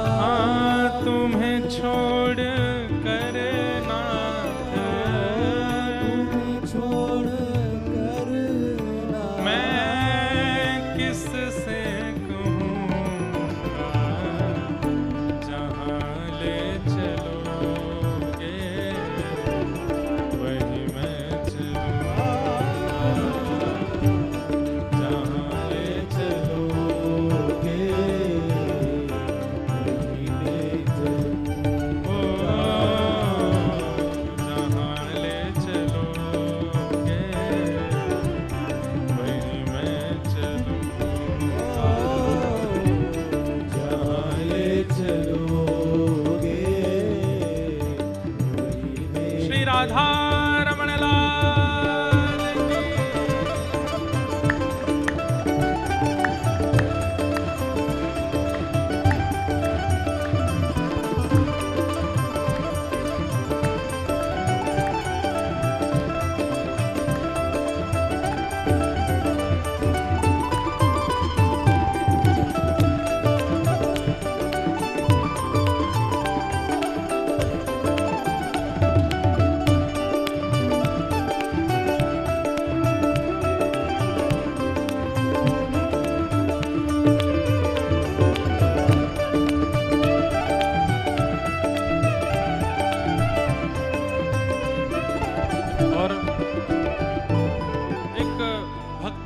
की सबसे बड़ी पहचान इस पंक्ति में, न कोई शिकायत नहीं कोई अर्जी,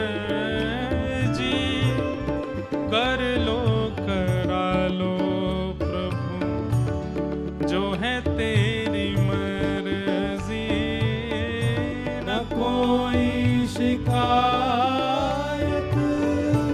नहीं कोई अर्जी,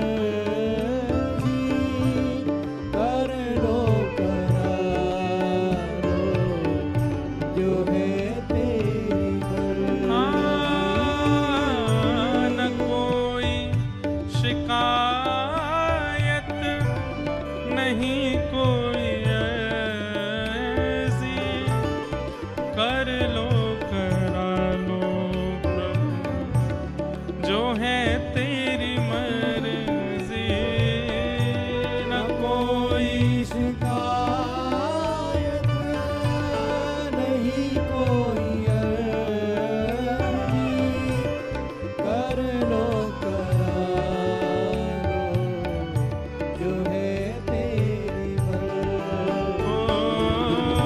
खुशी दो या गम जो भी, खुशी दो या गम जो भी, खुशी दो या गम जो भी, खुशी दो या गम जो मैं प्रेम से सहूँगा, जहाँ ले चलोगे वहीं मैं चलूँगा, जहाँ ले चलोगे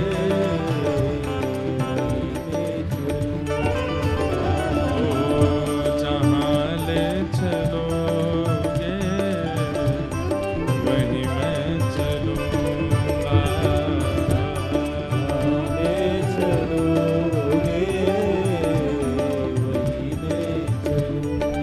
हाँ, जहाँ नाथ रख दोगे, जहाँ नाथ रख दोगे, जहाँ नाथ रख दोगे, जहाँ नाथ रख दोगे,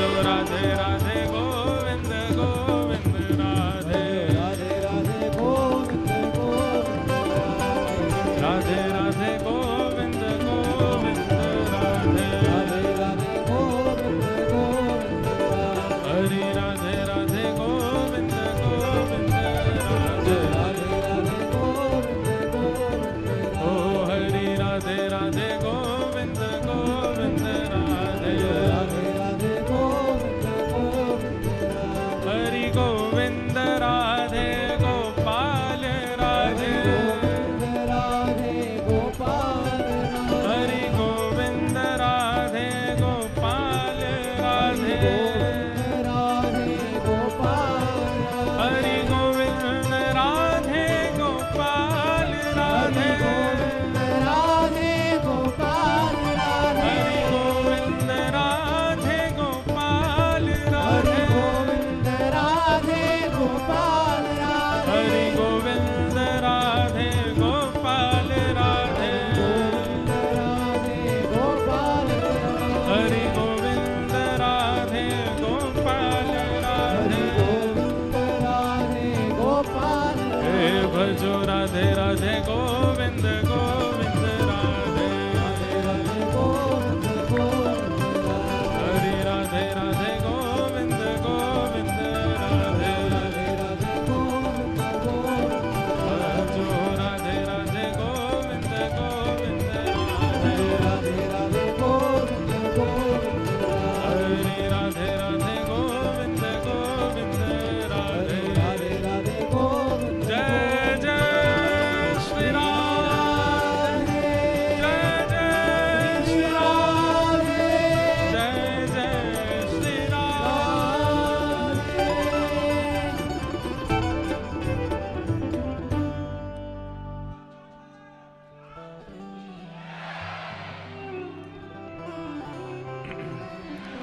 न कोई शिकायत नहीं कोई जी कर लो करा लो प्रभु जो है तेरी मर्जी खुशी दो या गम जो भी मैं प्रेम से सहूंगा जहां ले चलोगे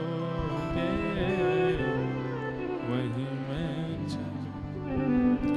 एक संसारी व्यक्ति का और भक्त व्यक्ति का अंदर यही एक बस परिवर्तन है कि संसारी व्यक्ति किसी भी जीवन में घटने वाली घटना को अस्वीकार करता है और उसको बदलने की जिद में लगता है, लेकिन वैष्णव भक्त सबको प्रसाद मानता है कि ठाकुर जी जो कर रहे हैं सब मेरे लिए प्रसाद स्वरूप है, मुझे सब स्वीकार है, शायद इसमें मेरे लिए कुछ भला है। कोई व्यक्ति मिल रहा है तो ठाकुर जी ने भले के लिए जोड़ा है, कोई व्यक्ति बिछुड़ रहा है तो ठाकुर जी ने भले के लिए दूर किया है, मुझे रोग लगा है मैं स्वस्थ हूं या जो कुछ भी मेरे साथ हो रहा है सब ठाकुर जी की कृपा है। नरसिंह मेहता, उनकी एक बड़ी प्रसिद्ध कथा है, उनके बेटे का ब्याह एक नगर सेठ की बेटी से होने वाला था, तो वो तो नगर सेठ जिनकी बेटी है, और नरसिंह मेहता तो बेचारे सब जानते ही हैं, वो तो आनंद में रहते थे, उनको कोई ऐसा विशेष कुछ था नहीं। किसी ने जाकर के सेठ जी से कह दिया कि आप अपनी कम से कम बेटी का ब्याह पिता को अपनी स्थिति से श्रेष्ठ स्थिति में ही करना चाहिए, प्रयास करना चाहिए कि पिता अपनी पुत्री का विवाह श्रेष्ठ स्थिति में करे, जैसी स्थिति उसकी है उससे थोड़ी श्रेष्ठ ही हो लड़के की स्थिति, वहां ब्याह करे। तो किसी ने जाकर के नरसिंह मेहता जी की शिकायत कर दी, शिकायत तो क्या मतलब वास्तविकता बता दी, बोले आप अपनी बेटी का जहां ब्याह कर रहे हो नरसिंह मेहता जी का बेटा, उनके यहाँ कोई इतनी ज्यादा कोई व्यवस्था नहीं है, हो सकता है कि बेटी को कई कई रात तो भूखा भी रहना पड़े, उनके यहाँ तो सामग्री भी नहीं होती, व्यंजन भी नहीं बनता, कैसे आपने अपनी बेटी का ब्याह वहां निश्चित कर दिया। तो पिता को बड़ी चिंता हो गई कि भाई मैंने तो बड़ी प्रशंसा सुनी थी, बोले कि संत महात्मा तो उन्हीं के गुण गाते हैं, उनसे सुन लिया होगा। अब क्या करें, रिश्ता तो पक्का हो गया। बोले रिश्ता सीधे मना कर दो। बोले सीधे मना करना अच्छा नहीं लगता है, तो क्या करें? बोले दूसरे तरीके से मना करो। बोले क्यों? इतनी व्यवस्थाएं उनको बता दो बारात में लाने के लिए कि वो अपने आप ही हाथ खड़े कर दें, वो कह दें कि मैं तो कर ही नहीं सकता। नरसिंह मेहता जी को एक पत्र लिखा लड़की वालों ने, और उसमें लिखा कि हम चाहते हैं हमारे दूल्हे राजा जो हैं वो ऐसी शेरवानी पहने, उसमें नवलखा के हार पहने, सोने के कड़ूला पहने, उनमें हीरे जड़े होने चाहिए, जूती ऐसी सोने की होनी चाहिए, पोशाक ऐसी होनी चाहिए, पगड़ी ऐसी होनी चाहिए। ये तो दुल्हा की बात। अब घोड़ा कैसा होना चाहिए? श्वेत रंग का घोड़ा होना चाहिए, उसमें एक भी काला धब्बा नहीं होना चाहिए, उसके ऊपर ऐसी चुनरी होनी चाहिए, हमारे ऐसे होना चाहिए, कम से कम 10 हाथी आगे पीछे होने चाहिए, हमारे जो बेटी के होने वाले ससुर जी हैं वो हाथी पर बैठ कर के आवें, सासू माँ हाथी पर बैठ के आवें, और इतने घोड़े होने चाहिए, इतने हाथी, इतने ऊंट, इतने ये, इतने वो, ऐसे बैंड बाजे होने चाहिए, ऐसे नगाड़े बजने चाहिए, बारातियों की पोशाक ऐसी होनी चाहिए। इतना लंबा चौड़ा पत्र लिख करके भेजा। पढ़ने वालों ने कहा अब तो नरसिंह मेहता मना ही कर देगा। बोले मैं ब्याह नहीं कर सकता, आपकी बेटी बच जाएगी। पत्र पूरा लिख करके ऊपर जय श्री कृष्ण लिख करके भेज दिया। नरसिंह मेहता जी बैठे थे तो लेके आया कोई व्यक्ति पत्र। बोले आपके लिए पत्र आया है। बोले धर दो। धर दिया।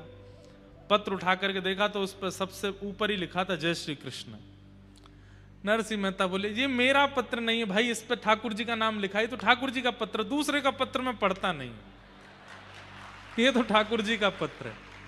ठाकुर जी के सामने जाके धर दिया, जय जय आपके लिए पत्र आया है, पता नहीं कोई आपका प्रेमी है उसने भेजा है, पढ़ लीजिएगा। मैं तो देखो नहीं पढ़ूंगा, आप देख लेना क्या इसमें लिखा है, जो भी उसकी इच्छा आदि हो देख लेना आप। पत्र दे दिया। ठाकुर जी सोचने लगे अरे नरसिंह एक बार खोल के देख तो ले। लेकिन नरसिंह मेहता के चित्त में तो ऐसा समर्पण है, जय श्री कृष्ण लिख दिया, कहीं लिखा दिख गया तो वो वस्तु भी मेरी नहीं है, वो तो ठाकुर जी की है। ठाकुर जी भी रीझ गए, बोले वाह नरसिंह मेहता इतना समर्पण। अब जब पत्र ही हमको दे दिया है, कुछ देखा तो है नहीं इन्होंने, तो हम ही देखेंगे फिर। बेचारे एक मरासू घोड़ी थी, बिल्कुल मरने ही वाली थी, ऐसी स्थिति की तो घोड़ी आई, उस पर बेटा बैठा। पोशाक जो पहनी थी वो भी किसी से मांग करके लाए थे। कुछ बारातियों को इकट्ठा किया गया, उनमें भी आधे से ज्यादा तो अंधे थे, एक दूसरे का कंधा पकड़ के ही चल रहे थे, आगे वाला जहां जाता वहीं मुड़, ऐसी तो बारात। ठाकुर जी बोले अरे भैया दाऊ दादा देखो, जहाँ नरसिंह मेहता की जहां ब्याह हैरो है वहां से पत्र ऐसो आयो और ये ऐसी बारात लेके जा रहा है। और वहां लड़की वाले क्या सोच रहे हैं कि इतने दिन हो गए नरसिंह मेहता ने मना भेजा नहीं है, इसका मतलब व्यवस्था कर ही ली होगी। इतने में क्या देखते हैं कि एक गली में से महाराज खूब सारे हाथी आ गए और लोग लेकर के आए। नरसिंह मेहता बोले भैया कहां से आए? बोले कि वो आप उन सेठ जी के यहाँ एक बार कीर्तन करके आए थे ना, उनको पता चला आपके बेटे की ब्याह है तो उन्होंने हाथी भिजवाए हैं कि आपकी बेटा की शोभा हाथियों से होनी चाहिए। फिर कहीं से कुछ ऊंट आ गए, कहीं से कुछ लोग जुड़ते चले गए। एक व्यक्ति आया, उसने दुल्हा को नीचे उतारा, बोले कि एक सेठ जी ने बढ़िया वाली पोशाक भेजी है, पहना दी। करते करते देखते नरसिंह मेहता बोले अपने आप ही सब होता जा रहा, हम तो किसी को जानते नहीं, कौन से सेठ के यहाँ से हाथी आए, कहाँ से ऊंट आ गए, कहाँ से पोशाक आ रही है, सब व्यवस्था अपने आप होती जा रही है। बढ़िया ढोल नगाड़े बजाने वाले भी आते गए, सब व्यवस्थाएं होती चली गई। यहां लड़की वाले बोले कि भाई बारात आ रही होगी, कोई पता तो करो कैसी क्या बारात है। कोई देखने के लिए गया, लौट करके आया, वो कहे सेठ जी ऐसी बारात देखी सुनी तो बहुत दूर की बात, किसी ने चिंतन भी नहीं की होगी ऐसी बारात आ रही है। बोले कैसी बारात है? बोले चलो छत पर चल करके देखो। ऊंची अटारी पर जाकर के देखा महाराज, दूर से देखा तो जहां तक दृष्टि जा रही है वहां तक लोग केवल झूम रहे हैं, नाच रहे हैं, गा रहे हैं, ऐसे ऐसे रत्न, ऐसे ऐसे आभूषण पहन करके, इतनी सुंदर सुंदर नारियां, इतने सुंदर सुंदर पुरुष, ऐसे सुंदर सुंदर हाथी, हाथियों ने भी सुंदर सुंदर आभूषण पहने हैं। और तभी दृष्टि पड़ी तो क्या देखा, बारात में दुल्हा भी है, हाथी भी है, सब कुछ है, लेकिन बारात में सबसे आगे एक हाथ में सुंदर छड़ी लेकर के श्याम वर्ण के द्वारिकाधीश चल रहे हैं और दूसरी तरफ अपने हाथ में छड़ी लेके साक्षात श्री बलराम जी महाराज चल रहे हैं। नरसिंह मेहता को नहीं पता कि ठाकुर जी चल रहे आगे, उनको दिखाई दे रहे हैं। भैया हम में ऐसा समर्पण कब आवे को?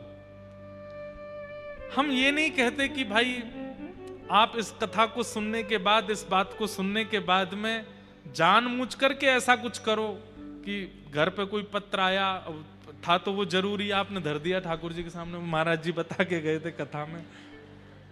ये तो चतुराई है। नरसिंह मेहता चतुराई में नहीं कर रहे हैं, वो स्वाभाविक रूप से ऐसे हैं, स्वभाव ऐसा हो जाए। सुन करके नहीं करना है, स्वभाव को बनाना है।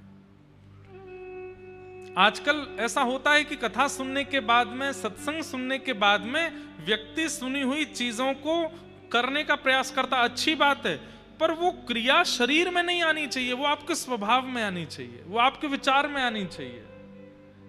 नरसिंह मेहता जैसा, मीराबाई जैसा, कुंभनदास जैसा, रैदास जैसा ये स्वभाव हमारे चित्त में बन जाए, वो व्यवहार में नहीं आए, व्यवहार में आवे, प्रक्रिया में नहीं।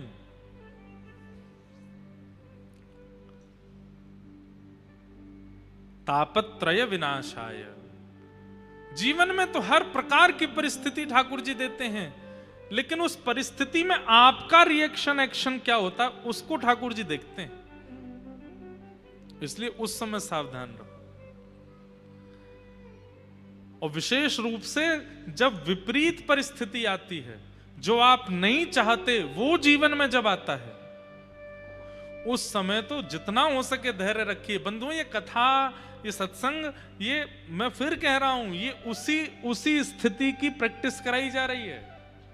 वो स्थिति जब आवे, क्योंकि आवेगी सबके जीवन में, बचेगा कोई नहीं, आवेगी। बस उस स्थिति में हम विचलित ना हो, परेशान ना हो, व्यथित ना हो। हम आपको कथा सुनाते हैं, सुनकर के ट्रेंड हो। हम खुद कथा कहते हैं, हम खुद जानते हैं कि मेरे जीवन में भी कभी ना कभी कुछ ना कुछ विषम परिस्थिति आ सकती है। उस विषम परिस्थिति में मुझे क्या करना है? जो मैं बोल रहा हूं वही करना है, प्रसाद मान करके स्वीकार करना है, ठाकुर जी का प्रसाद है। आप देखेंगे विशेष रूप से जिस व्यक्ति का बहुत उचित निर्माण ठाकुर जी को करना होता है ना, उसी व्यक्ति को बार बार गिराते हैं, बार बार उसके जीवन में कुछ विपरीतताएं लाते हैं। हाँ, वो व्यक्ति अगर हार मान जाए तो वहीं रह जाता है, लेकिन हार ना माने, बस लगा रहे, धीमे धीमे धीमे धीमे धीमे एक स्थिति पर पहुंच जाता है। आज जिनकी भी गाथाएं आप सुनते हो, चाहे वो धन में श्रेष्ठ हो, चाहे वो भक्ति में श्रेष्ठ हो, चाहे वो ज्ञान में श्रेष्ठ हो, उसके पूर्व जीवन को जब आप देखेंगे तो संघर्ष बहुत है। बिना संघर्ष के नहीं बना कोई। संघर्ष सबके जीवन में आता है, तन का, मन का, बुद्धि का, जीवन परिवारियों का, पर उस स्थिति में जो व्यथित ना हो, ठाकुर जी को वो प्रिय है। पूरी गीता में ठाकुर जी क्या समझा रहे हैं? अर्जुन को यही तो समझा रहे हैं, व्यथित मत होना अर्जुन, बस करते चलो।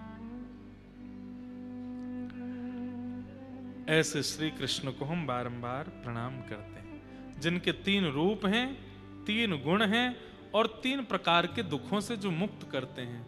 श्री कृष्णाय वयम नमः। ऐसे श्री कृष्ण को हम प्रणाम करते हैं। भागवत जी के महात्म्य में हम जल्दी जल्दी थोड़ा सुना देते हैं, फिर कथा को विश्राम की ओर प्रथम दिन के सूक्ष्म भाव को करेंगे।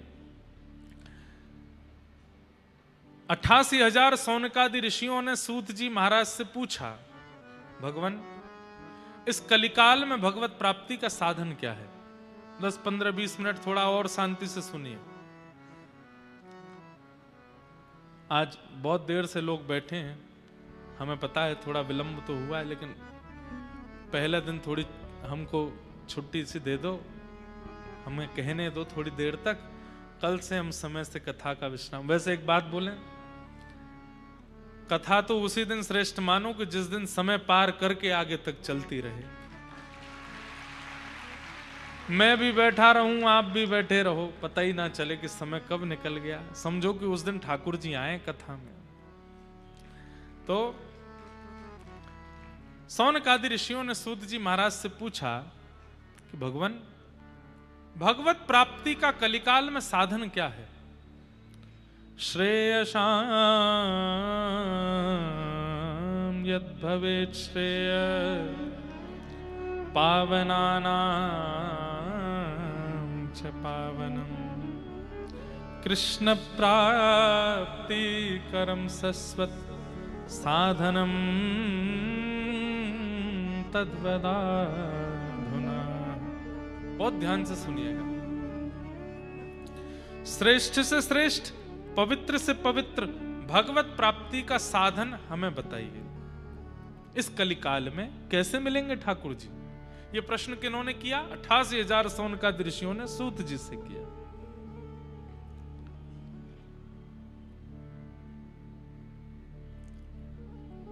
बंधुओं,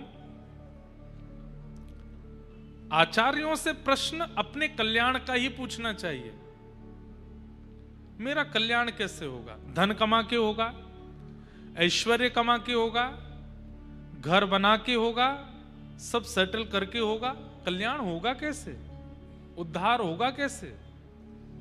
कभी पूछा है? यहां पर कितने लोग बैठे हैं, हमसे तिगुनी उम्र के भी लोग हैं। इतना जीवन निकलने के बाद कभी स्वयं से पूछा कि हमारा उद्धार क्या है, हमारा कल्याण कैसे होगा?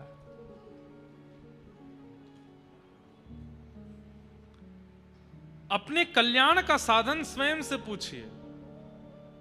आद्य गुरु शंकराचार्य भगवान कहते हैं, को हम कस्त्वम कुत आयात को में जननी कामे तात। मैं कौन हूं, कहां से आया हूं, क्यों आया हूं? यह प्रश्न स्वयं से नित्य पूछा कीजिए। उद्देश्य क्या है मेरे जीवन का?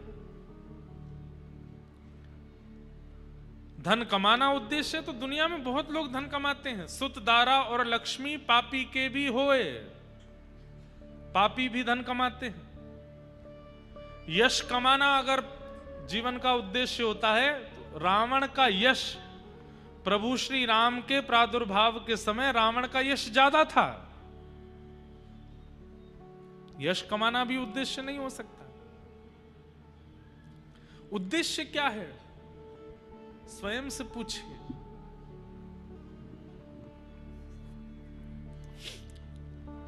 मेरे मायने में मानव का कल्याण क्या है? मैं अपने मायने में अगर बताऊं, अपने मन से अगर बताऊं, अपनी बुद्धि से अगर बताऊं, तो हरिप्रिय बनना ये मानव का कल्याण है। हरिप्रिय बनना मतलब हरि सबको प्रिय है, पर हरि को जो प्रिय है, हरि को जो भा गया, उसका कल्याण हो गया। हम हरि प्रिय बने।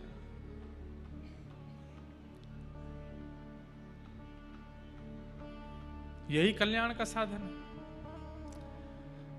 सौनकादि ऋषियों ने सूत जी से कहा कि कृष्ण प्राप्ति कैसे होगी, कृपा कर हमें बताओ।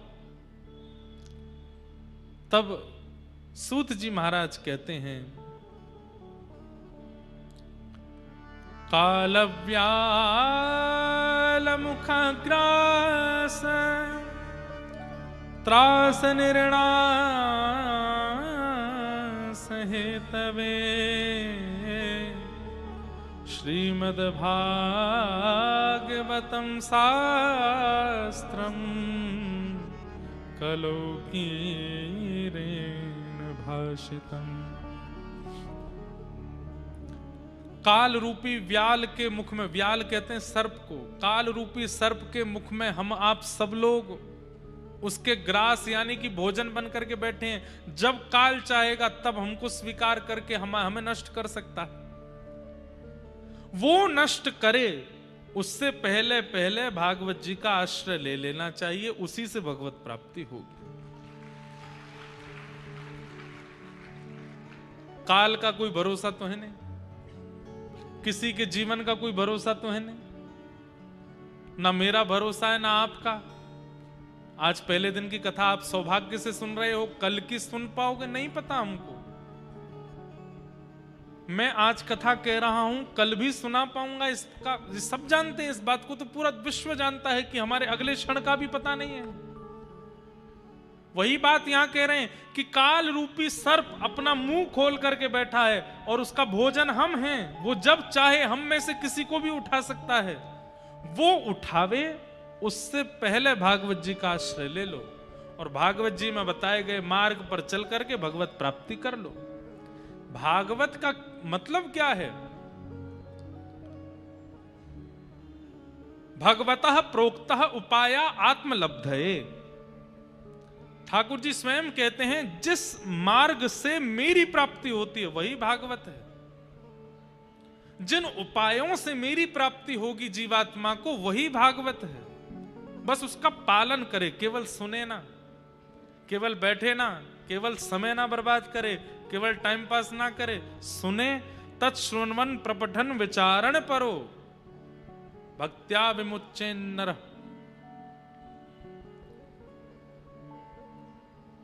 यही कलिकाल में भगवत प्राप्ति का साधन है। जब मिल जाए कथा सुनने को बस सुन लीजिए और सुन करके उसको जीवन में उतार लीजिए।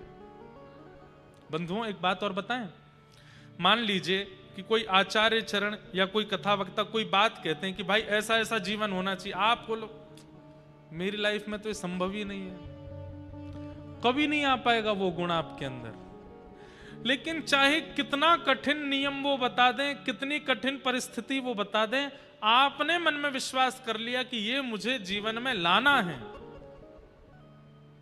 तो व्यास मंच एक ऐसी स्थिति है। लाइव टीवी पर कथा सुनना, फोन पर कथा सुनना, लैपटॉप में सुनना वो एक अलग विषय होता है।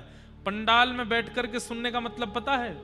यहां पर वक्ता के द्वारा बताया गया नियम, अगर श्रोता ने मन बना लिया कि ये नियम मुझको लाना है, तो व्यासपीठ के सामने बैठ करके जैसे ही आप व्रत धारण करोगे, व्यासपीठ उस व्रत को निभाने की सामर्थ्य भी प्रदान करती है। आप कर पाएंगे।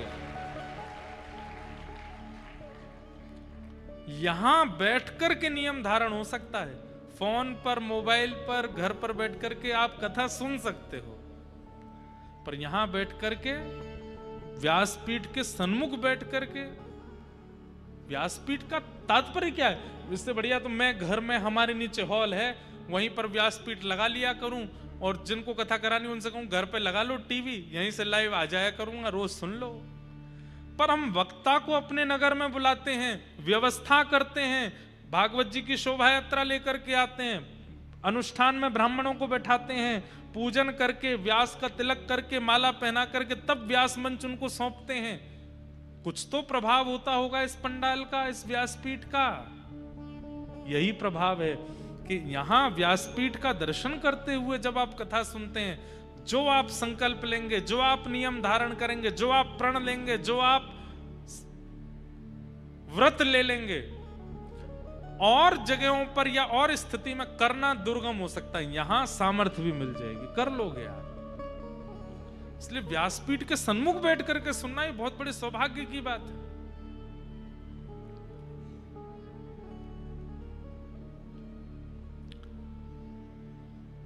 कृष्ण प्राप्ति कैसे होगी कलिकाल में? बोले बस काल आपको अपना आहार बनावे, उससे पहले पहले भागवत जी की सन्निधि ले लो। अब काल हमको कब अपना ग्रास बनाए ये हमें पता नहीं है, इसलिए हर क्षण बस भागवत जी को प्रदान करते रहो, उसी से ही भगवत प्राप्ति संभव हो सकती है। सौनकादि ऋषियों ने कहा कि भागवत की थोड़ी महिमा हमें बताइए, तब बताया कि नारद जी महाराज को सबसे पहले भागवत की कथा सनक सनंदन सनातन सनत कुमारों ने सुनाई। किसके लिए? भक्ति ज्ञान वैराग्य तीनों के लिए। नारद जी महाराज विचरण कर रहे थे पूरे भारत में। जैसे ही वृंदावन पहुंचे तो वहां एक आश्चर्य देखा। एक परम सुंदरी युवती बैठी है, युवा कन्या, और उसकी गोद में 2 वृद्ध लेटे हैं। नारद जी बोले, युवा की गोद में 2 वृद्ध, कौन है ये दोनों? तब उस युवा कन्या ने कहा, मैं भक्ति हूं और ये मेरे पुत्र हैं ज्ञान और वैराग्य। भक्ति सब करते हैं पर मेरे पुत्रों को अपने जीवन में आश्रय नहीं देते, इसलिए ये दोनों वृद्ध हो गए हैं। भक्ति सब करते हैं, मंदिर सब जाते हैं, शंकर जी पे दूध सब चढ़ाते हैं, पर दूध चढ़ाते क्यों हैं ये नहीं पता। क्यों चढ़ाते हैं दूध? क्यों चढ़ाते हैं पंचामृत शंकर जी पे? ठाकुर जी को पंचामृत का अभिषेक क्यों होता है? भगवान को तुलसी क्यों अर्पित की जाती है? इत्र नैवेद्य क्यों लगाया जाता है? अरे कहां तक कहें, दीपावली पर गणेश लक्ष्मी की पूजा क्यों होती है ये भी नहीं पता हमको। लक्ष्मी नारायण बैठते हैं साथ में, ये गणेश जी क्यों बैठे हैं यहां पर? अच्छा, हम तो मानते हैं कि राम जी आए थे इसलिए दीपावली मनाते, फिर लक्ष्मी जी की पूजा क्यों होती है? कुछ नहीं पता हम लोगों को। केवल भक्ति कर रहे हैं, भक्ति के पुत्र ज्ञान को पीछे छोड़ दिया है। वैराग्य को तो हम सोचते हैं कि शायद घर छोड़ना ही वैराग्य होता है। नहीं, वैराग्य का मतलब घर का त्याग नहीं होता। वैराग्य का मतलब विषय वस्तु के प्रति आसक्ति का त्याग। भाई, आपके सामने भी बहुत व्यंजन प्रस्तुत किए गए हैं, खाने के, पीने के, देखने के, उपभोग करने के, पर उन वस्तुओं के सन्मुख होते हुए भी आप अपना मन उन पर ना ललचाने देना, इसको वैराग्य कहते हैं।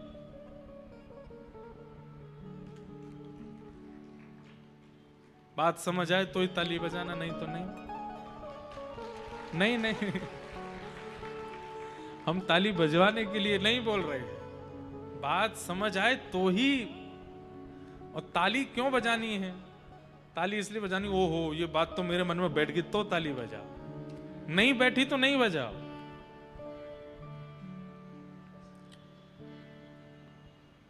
किसी व्यक्ति के सामने सब कुछ रख दिया गया, खाने की भी वस्तु है, देखने की भी वस्तु है, स्पर्श की भी वस्तु है, उपभोग की भी वस्तु है, वासना की भी वस्तु है, सब कुछ सामने है, लेकिन सब कुछ सामने होते हुए भी अपने मन पर वशीकृत करके हुए बैठा है, ये वैराग्य है।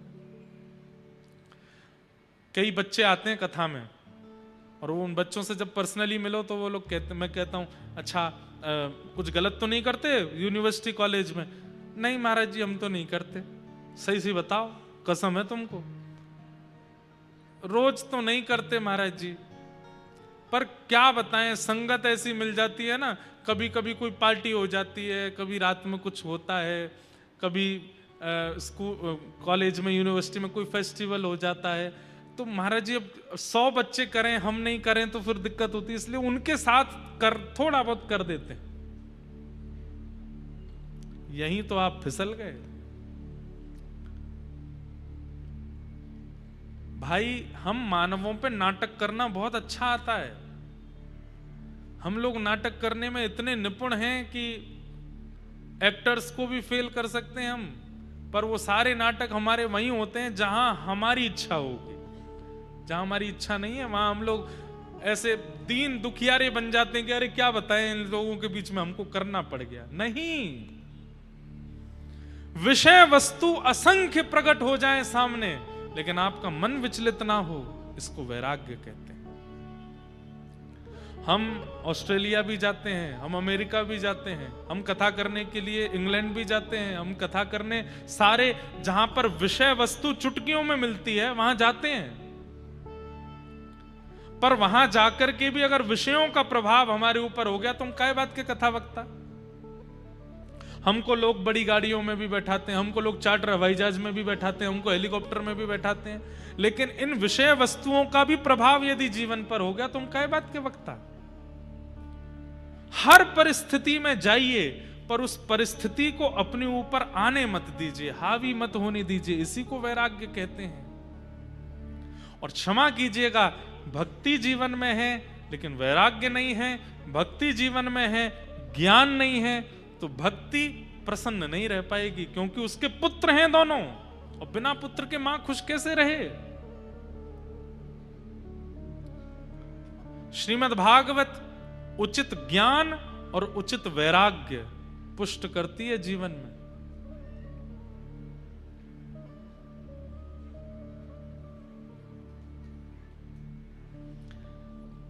इसलिए ज्ञान वैराग्य वृद्ध पड़े हैं, क्योंकि हम लोग केवल भक्ति को चुनते हैं। नासय रोग हरे सब पीरा, जपत निरंतर हनुमत बीरा, संकट ते हनुमान छुरावे, मन क्रम वचन ध्यान जो लावे, सब पर राम तपस्वी राजा, तिनके का सकल तुम साजा। आगे बोलो। और मनोरथ जो कोई सोई अमित जीवन, चारों युग प्रताप तुम्हारा, साधु संत के तुम रघवारे असुर निकंदन, अष्ट सिद्ध नवनित के दाता स्वर दीन, जय जय जय हनुमान गुसाई। सबको याद है, पर इसका अर्थ नहीं जानते।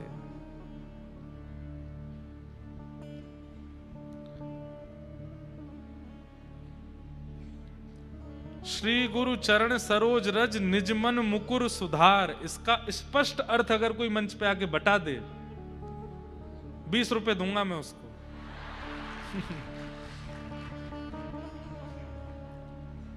2000 चाहिए क्या आपको? जानते होंगे कई लोग, मैं मना नहीं करता, नहीं पता हमको। लक्ष्मी प्रकट हुई हैं समुद्र मंथन से दीप मालिका के दिन, इसलिए लक्ष्मी की पूजा होती है। लेकिन गणपति साथ में इसलिए हैं क्योंकि गणपति बुद्धि प्रदायक हैं। लक्ष्मी अगर बिना बुद्धि के आ जाएगी तो हम लोग उसको कहीं भी खर्च करेंगे, कहीं भी व्यय करेंगे, उल्टा सीधा अपने किसी भी विषय वासनाओं में, अपने किसी भी मनोरंजन में, किसी भी ऐश्वर्याराम में खर्च करेंगे। इसलिए गणेश जी की पूजा साथ में होती है कि हे गणपति, ये लक्ष्मी जीवन में आवे, आप बुद्धि देना कि इनका कहां व्यय करना चाहिए, कैसे इनको रखना चाहिए, कहां इनको, इनसे, इनके द्वारा हमारे जीवन में कोई विघ्न ना हो जाए। क्योंकि लक्ष्मी अतीत में आती है तो फिर व्यक्ति सोचता है कहीं भी लगाओ, कुछ भी करो, जीवन के जितने विषय हैं सब जीवन में आने चाहिए। इसलिए गणेश जी की पूजा होती है कि हे गणेश जी, आप मेरी बुद्धि को, आप मेरे मन को, आप मेरे हाथों को, मेरे कानों को वशीकृत करके रखना, कहीं अति लक्ष्मी आने पर मैं विचलित ना हो जाऊं। गणेश जी की पूजा होती है।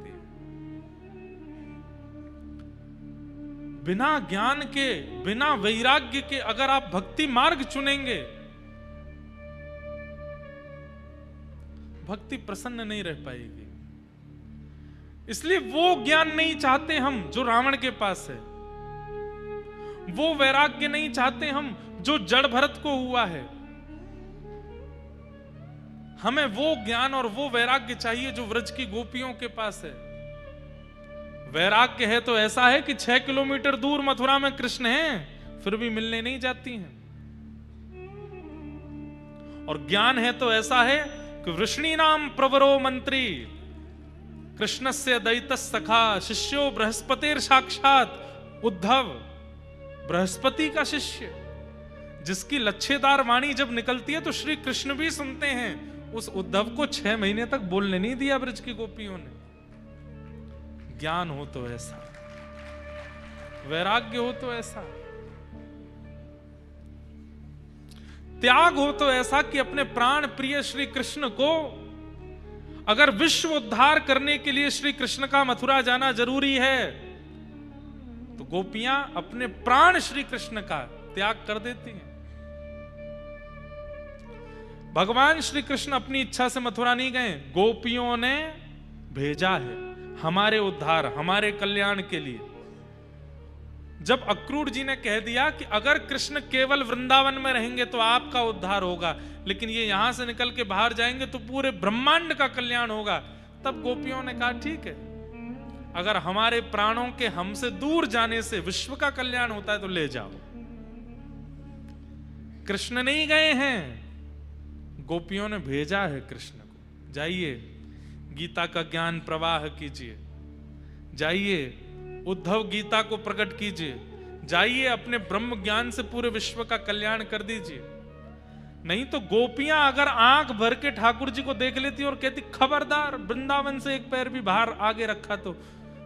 रसखान कहते हैं ताही अहीर की छो हरिया छचिया भरी छाछ पे नाच नचायो। छचिया किसको कहते हैं? हाथ ऐसे करो, ये बीच में जो गड्ढा बना ना हाथ में, इसको छचिया बोलते हैं। क्या बोलते हैं? इसमें छाछ भर लो। कितनी छाछ रुके कि यहां बीच में बस रुक जाए, इतनी छाछ के पीछे इतनी छाछ हाथ में लेकर के गोपियां कहती लाला पिएगो? ठाकुर जी के यहां पीऊंगो, पहले नाच के दिखा। त्रिलोकीनाथ ब्रह्मांड नायक जिनकी भ्रकुटी टेढ़ी करने से भूचाल आ जाता है पृथ्वी पर, वो छचिया भर छाछ के लिए गोपियों के आगे नाचते हैं। ये रसखान कह रहे हैं। गोपियां अगर कह दें श्री कृष्ण को मथुरा नहीं जाना है, कितने भी बड़े परमात्मा हो नहीं जा सकते थे, गोपियों की इच्छा से ठाकुर जी गए।